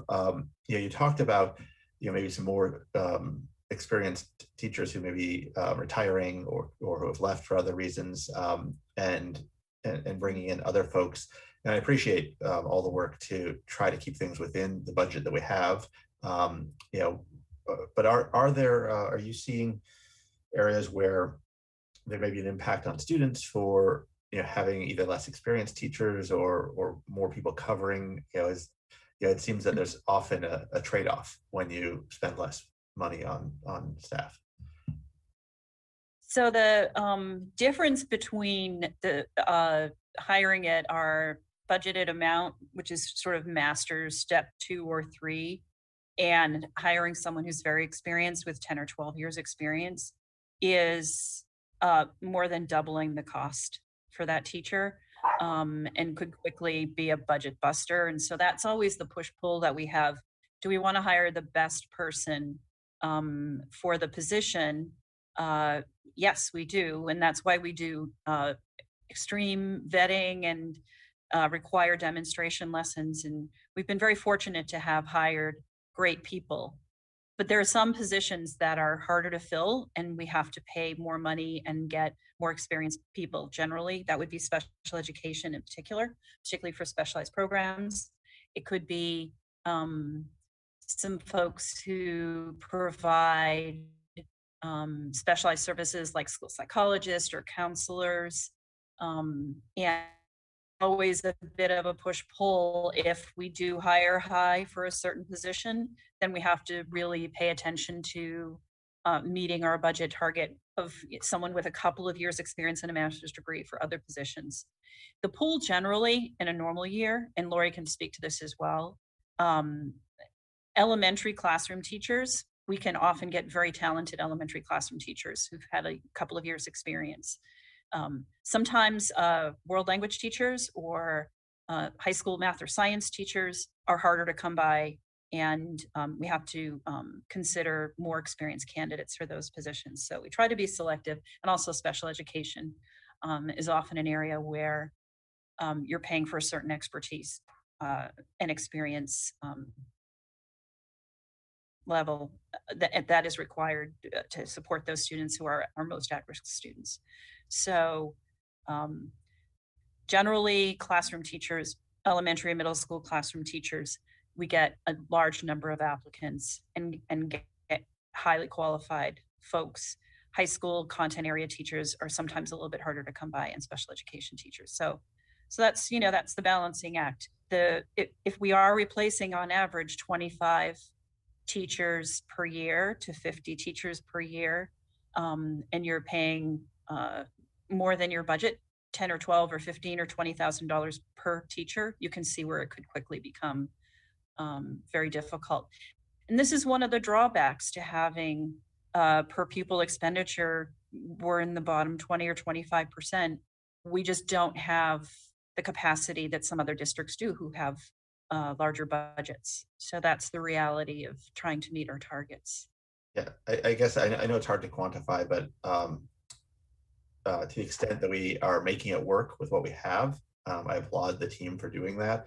But if we can sort of try to quantify where that has meant a step down in, you know, experience or quality levels, yeah, I know it's a little bit subjective, but you know, understanding, you know, the trade-off with FinCom may not be, you know, a headcount trade-off. It may be a level of service trade-off. And it's hard for us, you know, hard for FinCom, hard for the community to look at the numbers and see that. So to the extent that you can help help us see that and communicate, that would be great. Sure. Mr. Nixon. So just to one more question on that level of service theme, to borrow Mr. Hofcroft's expression.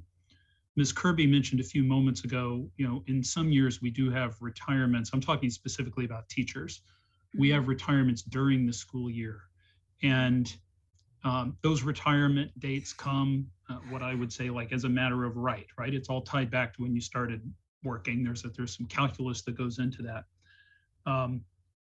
There have been some limited instances I'm aware of in the past where we knew in advance of a teacher's retirement date that was, let's say, very shortly into the school year.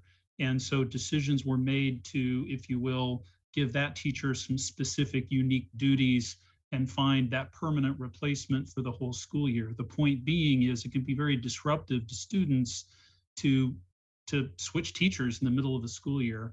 And I'm mindful on the back of COVID and how so much of students' learning environments has been turned on its head, of all the years to kind of make an effort to avoid mid-year retirements and the disruption that can bring to the classroom. Of all the years, this would be the year to do it. Can I put Ms. Kirby on the spot? Do we have a sense of, I'm assuming we have a sense of who's eligible to retire during the school year? Are we reaching out and having conversations about hard plans, and are we finding opportunities, or at least having conversations about how to minimize those disruptions in the classroom, even if it means maybe bringing in someone a little early? Yeah, so truly I would say this is the exception. Classroom teachers will typically finish the year unless there is some type of emergency. And typically it's medical, or there's a family medical issue.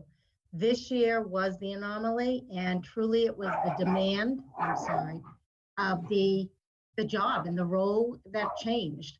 So they decided, you know, there were just a couple decided that on their birthday, they were going to retire.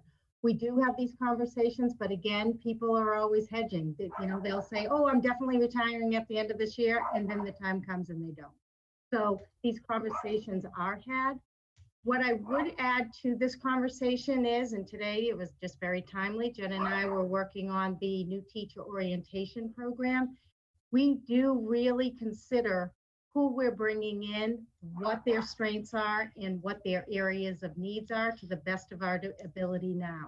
We certainly take in the district-wide goals, and as we're thinking about PD, we're very mindful of what our orientation program looks like. So contractually, oh my goodness, easy for me to say. We would love to extend the time we have with new teachers. Right now it's 2.5 days. That wasn't in the cards this year. With everything else going on, it just wasn't a good time to really dig down and have these conversations. But moving forward, that is our hope. So what we did was we took a look at what we already have and how we can make it better and more aligned to who we are greeting. And in most cases so far, it will be teachers that are just coming right out of school or had 1 to 2 years.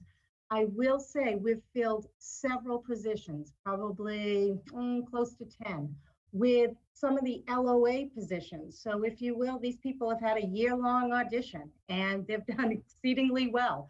So they're already going to hit the ground running next year. And that's great news in there. But I'll go back to the orientation program. We typically had a full day with all new staff coming into, all new Unit A members coming into Winchester. And what we've done is we've shrunken that down to the must-dos. So we have a half day. And then that means we have 2 full days, 12 hours, where we can offer, and Jen started and Judy talking about the very robust professional development offerings that we'll have this summer. And then there'll be definite mandates, hours that they have to spend on social emotional learning, on understanding the content and what we do and how we do it, good pedagogy. So really stepping into PBAs, why and how, and this is how you can work with others to get the job done. So it's all of these things together, and principals and directors, and I should say the whole leadership team, the evaluators and supervisors, really coming together to support these people in the best way. So today we began also looking at the role of a mentor. What has that been in the past? Is that something that we need to adjust and revise as we go forward? So these were all conversations that are ongoing that we'll continue to have, because we do know our new audience coming in is going to be different than it has been in the past. Thank you.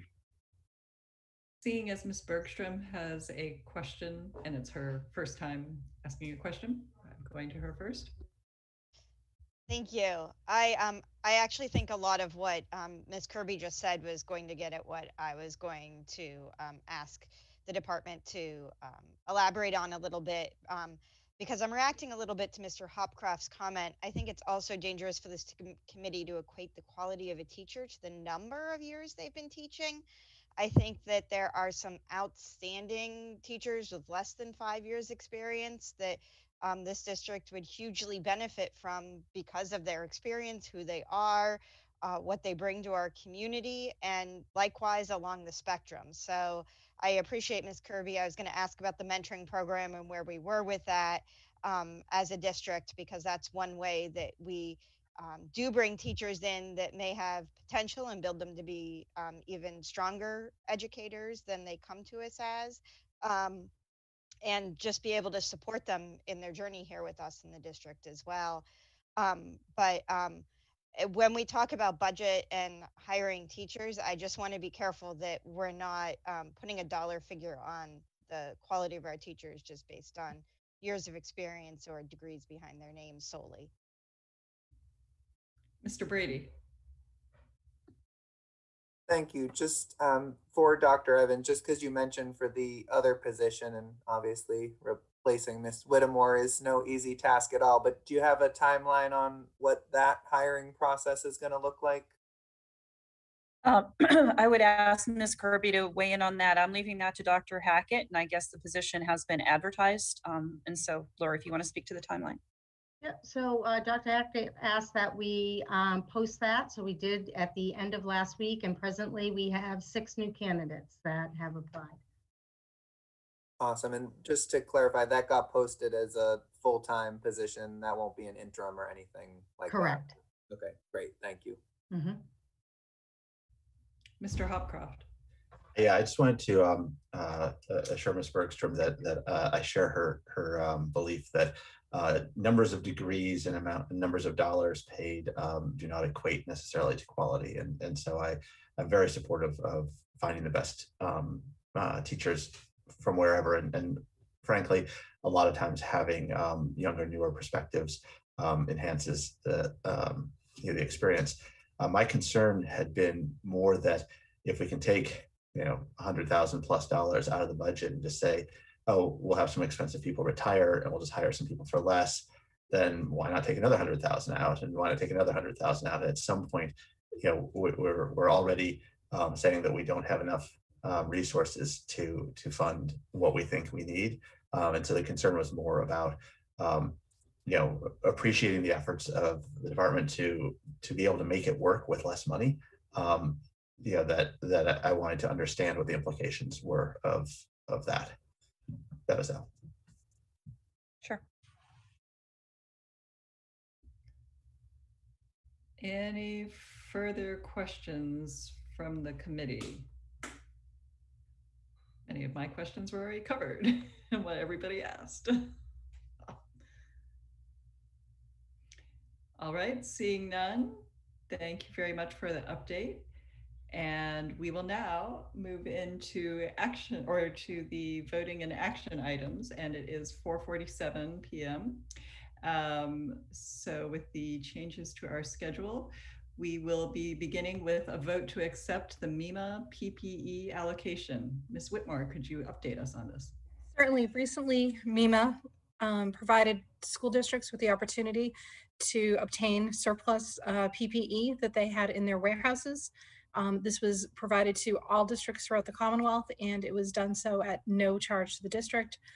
I worked with Peter Lawson to identify what the needs would be for the custodians who work in our buildings, as well as I went through what we had in inventory remaining for our PPE orders from earlier in the year, and we placed a robust order. And the National Guard came to town with a couple of trucks about 3-4 weeks ago, and provided us with the PPE. So it has already been deployed out of the garages over at DPW and is in our buildings. And we're extremely grateful to MEMA for affording school districts, including Winchester, to benefit from their generosity. Mr. Nixon? So do we have any idea of the value of this gift? So this was an allocation, and there was a dollar amount was not assigned to it. I mean, let me ask a question a different way. Do we think it's 3 figures, 4 figures, 5 figures? What would be the normal sort of market value for what we got? I would say it's probably close to 5 figures, easily. Okay, thank you. Any further questions? Otherwise, I would entertain a motion. I'm happy to make a motion to accept the PPE as presented. Second. Roll call vote. Ms. Bergstrom? Aye. Mr. Brady? Aye. Mr. Hopcroft? Aye. Mr. Nixon? Aye. Chair votes aye. The vote is unanimous. We will move on to our next item of business, which is a vote to accept gifts. So we have 3 gifts on the agenda. The first is the donation of a tree from the Lincoln 5th grade class. The second item is a color printer valued at $299 for the WHS library from the family of WHS student Ryan McNeil. And the third item is the donation of reusable stencils and supplies valued at $1,000 to be used for SEL and movement activities from the LPA to the Lynch Elementary School. Any questions or comments? Otherwise, I would take a motion. I'm happy to accept the donation of the tree, the stencils, And I missed one, Miss Whitmore. The color printer. Thank you. The color printer as presented. Second. Roll call vote. Ms. Bergstrom, Aye. Mr. Brady, Aye. Mr. Hopcroft, Aye. Mr. Nixon. Aye. Chair votes aye. The vote is unanimous. Thank you. Thank you so much. And thank you to each of those organizations. Next is a vote on open enrollment for 2021-22. Dr. Evans? Sure, be happy to provide a brief overview. So each year after we do our enrollment projections, we, by school committee policy, may vote a certain number of open enrollment seats in schools where there are available seats in the attempt to equalize enrollment across the district. In some years, we've opened a dozen seats or more, and generally the outcome is somewhat disappointing in that we may get some applicants, but most of our families are reluctant to move from their home schools. This year has been an unusual year because we had a large number of students who chose a full remote option. Some of them have been away from their elementary schools, and some were reassigned away from their home elementary school when they returned because there was insufficient room for them. We also had a number of families who have moved within town during the year, and some families who had one child placed in a specialized program at a non-home school. I just wanted to reassure the committee that generally, if a student is currently in a school and moves and would like to finish out at an elementary school, especially if they're in 4th or 5th grade, entering 5th grade, we try to accommodate that. In this year that's been so disruptive for so many, I tried to accommodate as many families as possible with special circumstances. We have a number of other families, perhaps a half dozen, who have requested movement to other schools for convenience sake. They live close to the district line for the elementary zone and would prefer to choose. Particularly, these are generally Lincoln students or Lynch students who might live closer to either Lincoln or Ambrose, and would like to choose a different elementary school for a variety of reasons. Those are the families we would generally try to accommodate through open enrollment. The challenge comes in that many of these families have multiple children, and often, even in the past, when we had open enrollment, we'd have room for one child and not both, and families don't obviously want to go to 2 different elementary schools. So I've been asking these families to hold off until school committee voted, but giving them an indication that I thought this was a year where we're unlikely to open seats, mainly because of the degree of uncertainty about returning students and summer enrollment. I've had a number of families contact me concerned about what kind of mitigation strategies or restrictions might be in place in the fall, whether there would be any likelihood that we'd have a full remote academy again, et cetera. And so I still think that there are some families who haven't made a final decision about whether they'll re-enroll in the district. And for those reasons, I would recommend, even though I know it will be disappointing to some families who hoped there would be open seats, that we not open any open enrollment seats for the fall, that we keep to the current number of sections that we anticipated at each school, and allow for additional enrollment in the summer without filling those seats prematurely through open enrollment. Open enrollment, in theory, is a good way to equalize enrollment across the district if the seats were in the right place at the right grade levels. It has not been highly used or successful with that aim in my time in Winchester. But if we had declining enrollment in the district over time, it might be a good way to address some issues before you would redistrict the whole town. So, so my recommendation is that you vote not to open enrollment. And that way I can confirm with those families who are kind of waiting to see whether we'll open any seats, that in fact we're going to stay the status quo and not open seats. But I'd be happy to take any suggestions or questions about this, and certainly the committee can direct me to go back and look at opening seats if that is the committee's wish. Mr. Brady.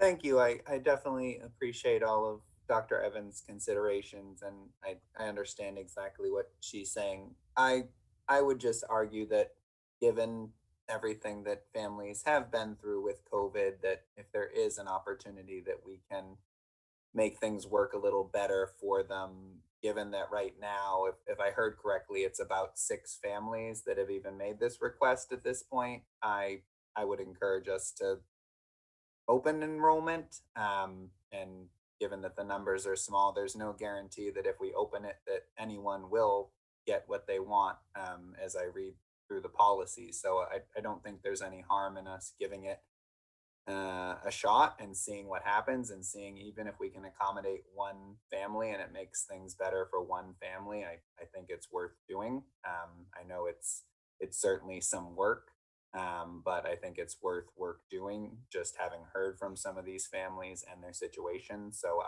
I'll definitely be supporting us opening up enrollment, for what it's worth. Ms. Bergstrom.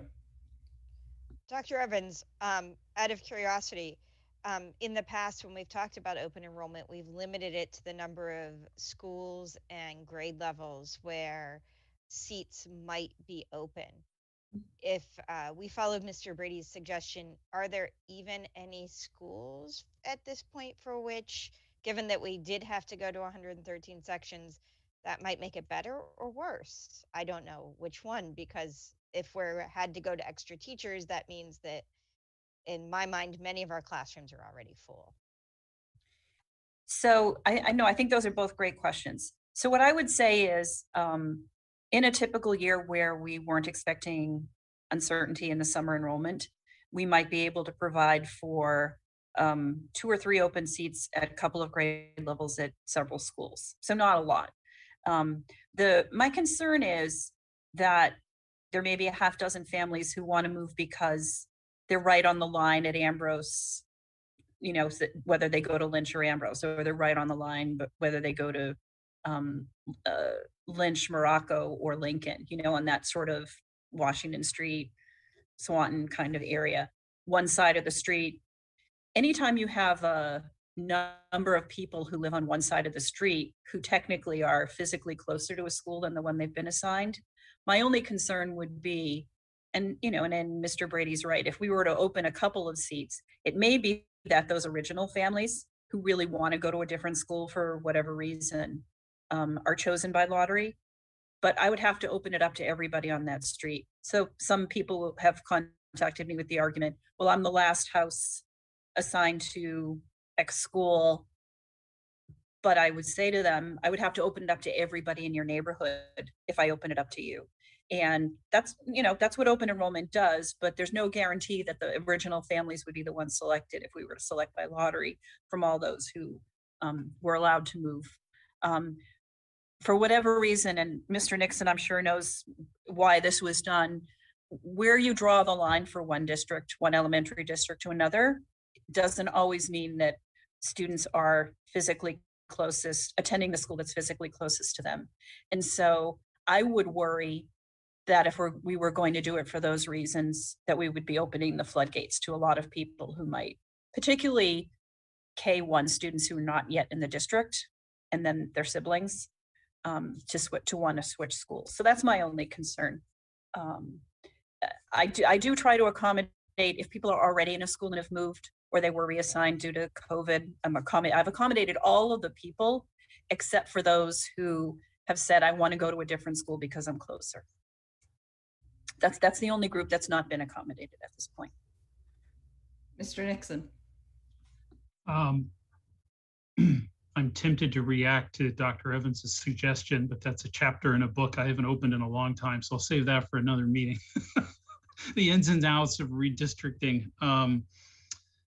So I want to make, with respect to Mr. Brady's comment, I would kind of fly at a higher altitude and just suggest that, you know, open enrollment has always been a proactive, not a reactive process. So I worry, and this sort of comes off some comments that I just heard from Dr. Evans, but I have some concern that we set precedent if we consider open enrollment on the basis of requests that we've been getting from families. That then I think has the danger of setting up, as I said, a precedent. It suggests families can start to make these requests time and time again.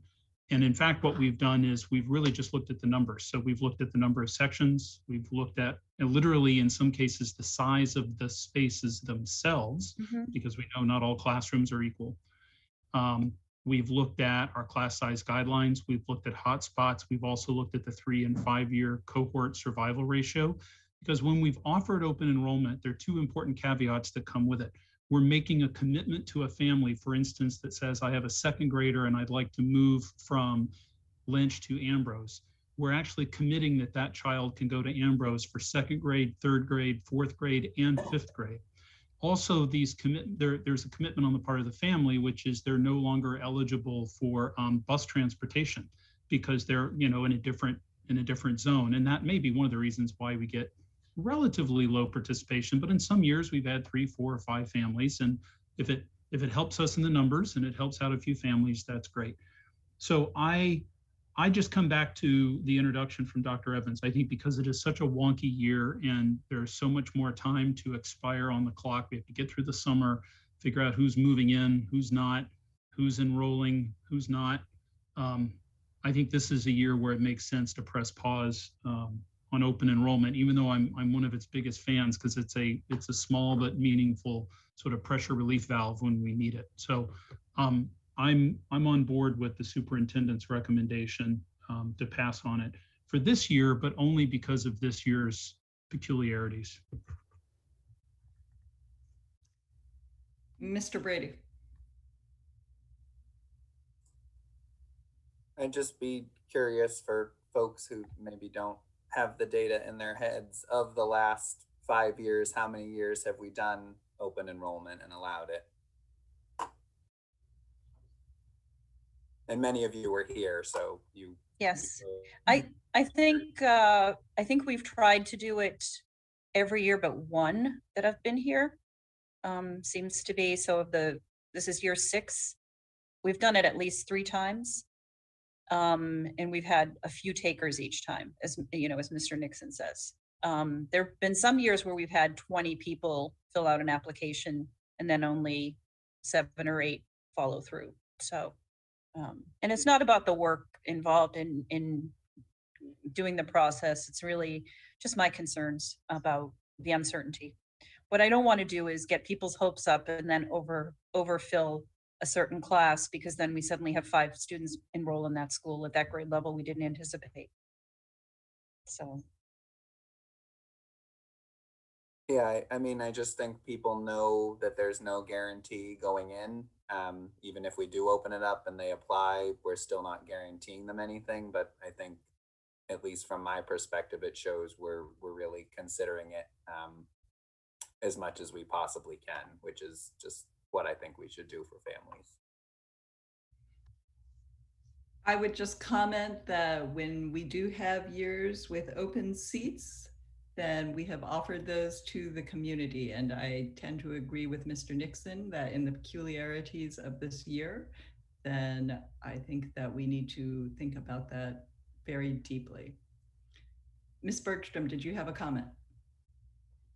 I was just going to agree with you and Mr. Nixon that I think that given the challenges of this year and given our own challenges with even projecting how many elementary classrooms we're going to need in certain locations and the care that's been taken to maintain reasonable class sizes at each of these buildings, I think it would be really hard this year to predict where and how. And I guess that's where my question was getting at for Dr. Evans. Are there even classrooms district-wide that she would even feel comfortable opening to open enrollment if we voted it? And my sense from her that I was getting is that there are not even classrooms that she feels comfortable opening to that this year, because we've already tried to predict that.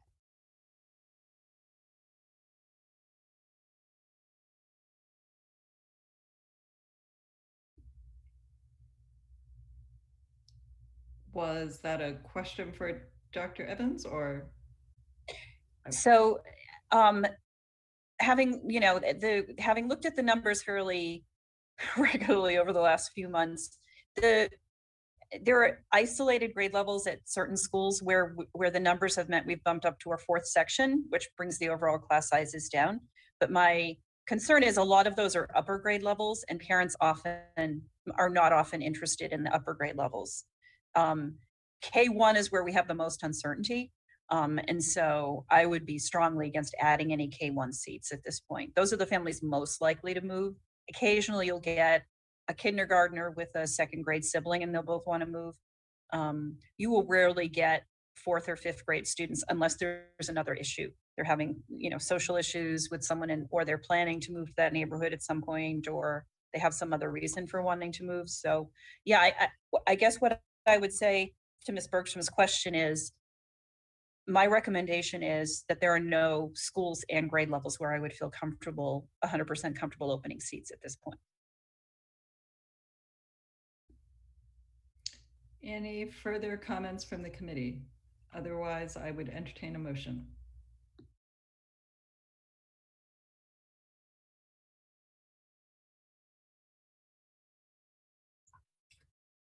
I'm happy to move that we not offer open enrollment for the upcoming year. I'll second that. Roll call vote.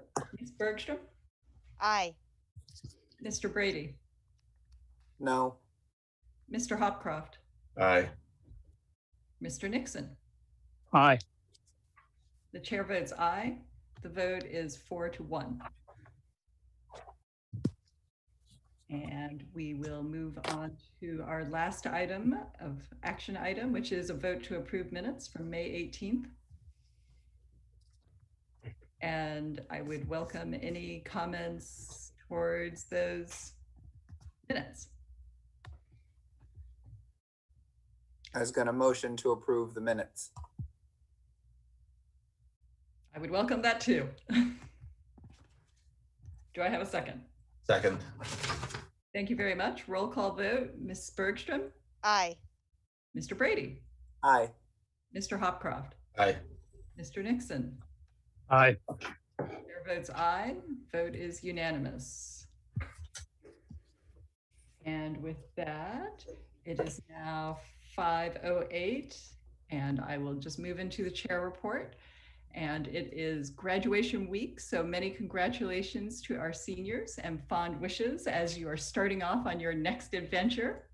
I've been enjoying seeing lots of pictures and celebratory notes from families and guardians with seniors, and it's really amazing to see how and hear these affirmations of how quickly the time passes from kindergarten to graduation. So everyone, please enjoy this time with your kids as much as you can, no matter how small or big they are, because it goes by like that. Mm-hmm. And June is going to be a busy month for us. We have 13 days of school left. Dr. Evans' meeting with us, next meeting with us will be her last one. That is June 15th, and she will be retiring at the end of this school year. And Dr. Hackett will have 3 transition days in the community beginning June 28th, and he will officially begin with Winchester Public Schools on July 1st. I'm planning on holding a Norms and Beliefs workshop for school committee in the early summer with Erwin Bloomer, who's a retired superintendent from Newton and Concord, and he's a former research professor at Boston College. So I've received everyone's self and group assessments. Thank you very much. And I have sent out a doodle poll on possible dates for the workshop. So thank you very much. And now for the superintendent's report. Thank you very much. I provided a personnel update that Lori Kirby prepared for you earlier today. And so I'm happy to answer any questions, or Lori is, about that. I would like to commend all of the hiring committees, all of the evaluators, supervisors, principals, assistant principals. Take this extremely seriously, are interviewing candidates and choosing, selecting the best candidate for recommendation for hiring to me. And so I'm very appreciative of all of their hard work. As Lori said, we're reaping the benefits of having so many very talented leave of absence replacements this year. We've got to vet them, and they know our culture, and I think that they'll be great. So happy to answer any questions about that, or Lori can, if anyone has any. But Lori will provide a more detailed report generally in late September, early October, that goes position by position, reasons for the change and who has been hired. Seeing none, just moving on. I want to thank the health department and our lead nurse and our nurses for pulling together pretty quickly a COVID-19 vaccination session for middle schoolers and a different one for high schoolers. We had 125 middle schoolers participate and fewer than 100 high school students participate. It really was a tremendous tribute to the great work and collaboration between the health department and our nurses that we're able to provide these vaccines in school for our students. I'm very gratified that the majority now of our middle and high school students appear to be in the process of getting vaccinated, either with one or both, and that the vaccination rates in town are quite high. That has led to you not hearing from me on a daily basis. Don't you miss those notes I used to send every day telling about how many positive cases there were. Haven't had to send those for a while, but grateful for the work of so many behind the scenes to keep us all safe and healthy. And the last thing I would say is, and I will send this out to families as well, just reiterating, the Department of Elementary and Secondary Education sent out some more COVID-19 guidance as of May 27th, emphasizing that we needed to continue our mitigation strategies that we've had in place. The only change has been outdoor masking is now permitted. The students and teachers do not have to wear masks when they're outdoors at recess. But all the mitigation measures that we have in place indoors will continue through the end of this school year as recommended, and will continue into the summer school and other summer programs. There will not be additional guidance from Department of Elementary and Secondary Education. The districts and schools are encouraged to follow the guidance currently in place in the spring. So we'll continue that for the summer. However, in the fall, all districts and schools will be required to have in-person, full-time, 5 days a week education with the DESC health and safety requirements lifted, including all physical distancing requirements. There'll be additional guidance coming regarding masks for elementary school students, which leads me to believe that high schools and middle schools will not have indoor masking requirements. And it may well be that elementary schools do not have indoor masking requirements as well, but we're waiting for guidance, which is expected to come sometime by the end of the school year or early summer. There's also a requirement that we cease offering a remote option, that all districts can accommodate students with medical needs as we have in the past through tutoring, and that we will not be offering any remote option in the fall. So that's important information for our families to have, and we appreciate everyone's efforts, particularly the Department of Public Works, to implement pretty stringent cleaning, HVAC work, et cetera, to keep our students and faculty members and support staff members safe and healthy. And it has worked well, and we are grateful to be coming to the end of this school year.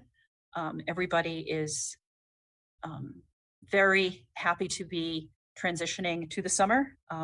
Our students have done extraordinarily well. They're resilient. They've learned a great deal. You heard from high school students tonight. It's just so impressive, the effort, energy, and enthusiasm that we see from our students and from our teachers, even this late in the school year. So we appreciate everyone's hard work this year. I'd be happy to answer any questions about reopening or the summer. I don't anticipate, short of a resurgence of the infection within the community or the state, any different guidance from the DESC or the public health folks. With the vaccination rate being so high in Winchester, it appears we are nearing a full return to normal by the fall. So questions, comments, anything that anyone would like to be sure that we ask or communicate to families. Mr. Hopcroft. I was just curious, understanding that we're not offering remote learning anymore, are there lessons or capabilities from the experience of remote learning that you think we might carry forward and benefit our students going forward? Sure. So I know Dr. Alanema and the principals have been working to survey faculty members to gather information about what the lessons learned were this year, particularly around instructional methods or the use of technology. And so I'm assuming that there'll be a report out at some point about our findings. Certainly our ability to use technology in new and different ways has been greatly enhanced. As we have all seen with these Zoom meetings, they've enhanced our ability to collaborate, and we're less bound by place and time than we were in the past. But what I would say is one of the most gratifying pieces of the pandemic in terms of learning is that we have underscored the importance of relationships, strong relationships between students and teachers, and how strong relationships and trusting relationships are the foundation for achievement for all of our students. And so I think particularly our secondary teachers have learned to be a lot more flexible in their practices, in their grading practices, and a lot more understanding about the individual needs of students and knowing each student as a learner. And when you need to use a different strategy to engage students, particularly those who might be remote, and all of our students were remote to some degree, I think our teachers have learned a lot from that. Jen, is there anything that's surfacing in your data gathering that would address what Mr. Hopcroft is asking that I haven't mentioned? I don't think so. I haven't had a chance to look at some of the responses, but certainly people are diving into, like you mentioned, both about instructional practices and practices of just how we conduct some of our structures and ways of doing business, like lots of requests from families to continue to do IEP meetings via Zoom and allows for more participation. Lots of requests from teachers to do like summer PD via Zoom so that they can, be able to be on vacation, but jump into a 2-hour PD that's important to them or a day long. So just trying to think how we can be flexible and learn those lessons going forward of what works and what we need to still continue to work on, because the pandemic has done a nice way of highlighting too what are some practices that we would have thought were the way to do things that we're realizing weren't. It was just what we had done. Doesn't mean they were the right thing. Yeah, those were a few of the examples I was actually thinking of, that expanding teacher professional development or bringing additional outside specialists into an IEP meeting, where even if it was in person, families are in town, you might have a specialist who couldn't travel to be there, and so they just can't be part of it. I will note, in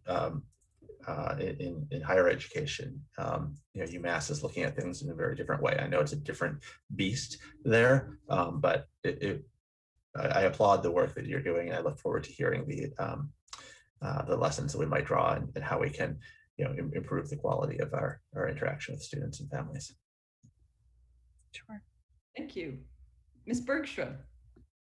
I just had 2 quick questions. My first one, and it may not be able to be answered today, it may be Ms. Gerard might have to be with us to be able to answer that.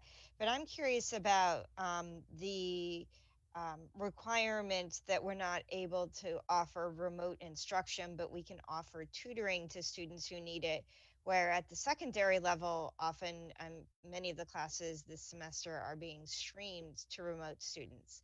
And so I'm curious about that requirement that DESE's putting out, and if it extends to students who may have IEPs where streaming a class might actually be providing greater access to the classroom than tutoring would moving forward. So I'm not expecting you to answer that right now. I just wanted to put that out there for something for us to be able to discuss and hear about moving forward, because I think that's one of the advantages of technology. And I believe that there's been some evidence that some students with special needs have actually done better and transitioned faster back into the classroom. So I'm hoping that's not going to limit us in that way. If you have an answer for that real quickly, that's fine. If not, I'm happy to hold it. My other two are, have you heard anything about requiring COVID vaccines for students 12 and up for the fall? Has there been any discussion about that?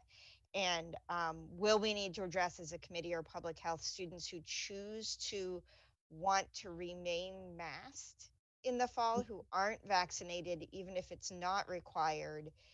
Would we have to cover that under some kind of a policy or anything like that, so that students could choose to do that at least through the fall when things may still not be able to be vaccinated for the younger kids? Sure. So I'm going to defer the first question you asked and ask Jen to just sort of jot that down, work with Pam on that around screening options for some students. I have not heard anything about requiring the vaccine. I think since the vaccine is fairly new in the broad spectrum of vaccines, I think there's some reluctance to compel folks to participate. You might remember there was a new requirement to have the flu vaccine for all students that the state kind of backed off at the last minute and didn't really require it. I think it'll just become part of our usual vaccine regimen for most students at some point. But I don't think the state's going to move to that for this fall, from what I understand. I could be wrong, but right now I don't see any plans for that. The wearing of masks, I hope, will continue for people who have any symptoms whatsoever of any illness. I think in the future, I hope that anybody with a cold or a cough will be courteous to others and wear a mask when they're in a place where there are other people. And those of us who have traveled in Asia for many, many years, for decades, you would walk around and see people masked. Especially if it's in a place where there's lots of pollution, but also for health reasons. And so I expect that will be commonplace. I expect that even if students are vaccinated and middle and high school students, there will be some students who will choose to remain masked. There might perhaps be some teachers who choose to remain masked. And we'll have to address that as we get closer to the fall. But I don't know that we need to have a policy. I think what we need to do is respect individual choice and talk with other students about that, and encourage people to wear masks if they wish to, or if they're feeling any illness at all. Because all of us have enjoyed, who hadn't really anticipated this, have all enjoyed not having a cold for a year, or a cough, or a stomach bug. And that's been lovely. So, but all good questions, Ms. Bergstrom. I don't know where we'll land, but I haven't heard anything about compulsory vaccination, and I haven't heard any guidance about voluntary wearing of masks. Mr. Brady. I just wanted to note, I did have a family that contacted me that, was still interested in remote option for the fall. And I know there may be others. And obviously I think Winchester Public Schools is awesome, but just for families that are interested, the Commonwealth does offer a number of virtual schools. So those have always been options and will always be options. So I would just want families to know that if for whatever reason they think that a remote option is what they need for their family and their student, that has been and will continue to be an option for anyone in Massachusetts. And it's a public option that is tuition free, obviously. So just wanted to throw that out there because I did get that as a question, and that may be on other people's minds. Thank you. Any further questions for Dr. Evans? Otherwise, thank you very much. And we will move into future agenda items. So I am wondering if there are any suggestions from the committee in addition to the future agenda items that we have listed in our packet.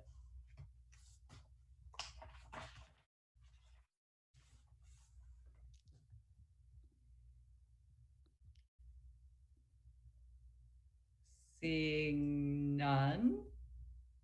Mr. Nixon, I will give you the chance to say something since I know you are calling in from your phone. So I'm not sure if you can hit a raise hand button or anything. I'm sorry, was there a question in particular? No, I was just wondering if you had a future agenda item because I wasn't sure if you could hit raise hand button quickly. So I don't have that line item in front of me. I mean, I would just go back and say at the last meeting, I think it was on the 18th, there were a couple of suggestions. You know, one was lessons learned both from the student. I'm particularly interested in the student perspective. Hopcroft suggested administration and teachers. I welcome that. And Mr. Brady had also inquired about a METCO conversation of some sort. So those requests are out there. Thank you very much. And next item is next meeting dates. Our next meeting is June 15th at 6 p.m. And the meeting thereafter is tentatively scheduled for July 13th, 9:30 a.m. And with that, Mr. Brady. Just to note, I will be late to our next meeting. It is my elementary school's graduation, so I'll join as soon as that concludes. Yes, thank you very much. And with that, then I would welcome a motion to adjourn. So moved. Second. Roll call vote. Ms. Bergstrom? Aye. Mr. Brady? Aye. Mr. Hopcroft? Aye.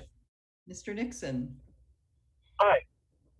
Chair votes aye. The vote is unanimous and we will adjourn. See you next time. And a thank you to WinCam for all your help. We appreciate you each and every time.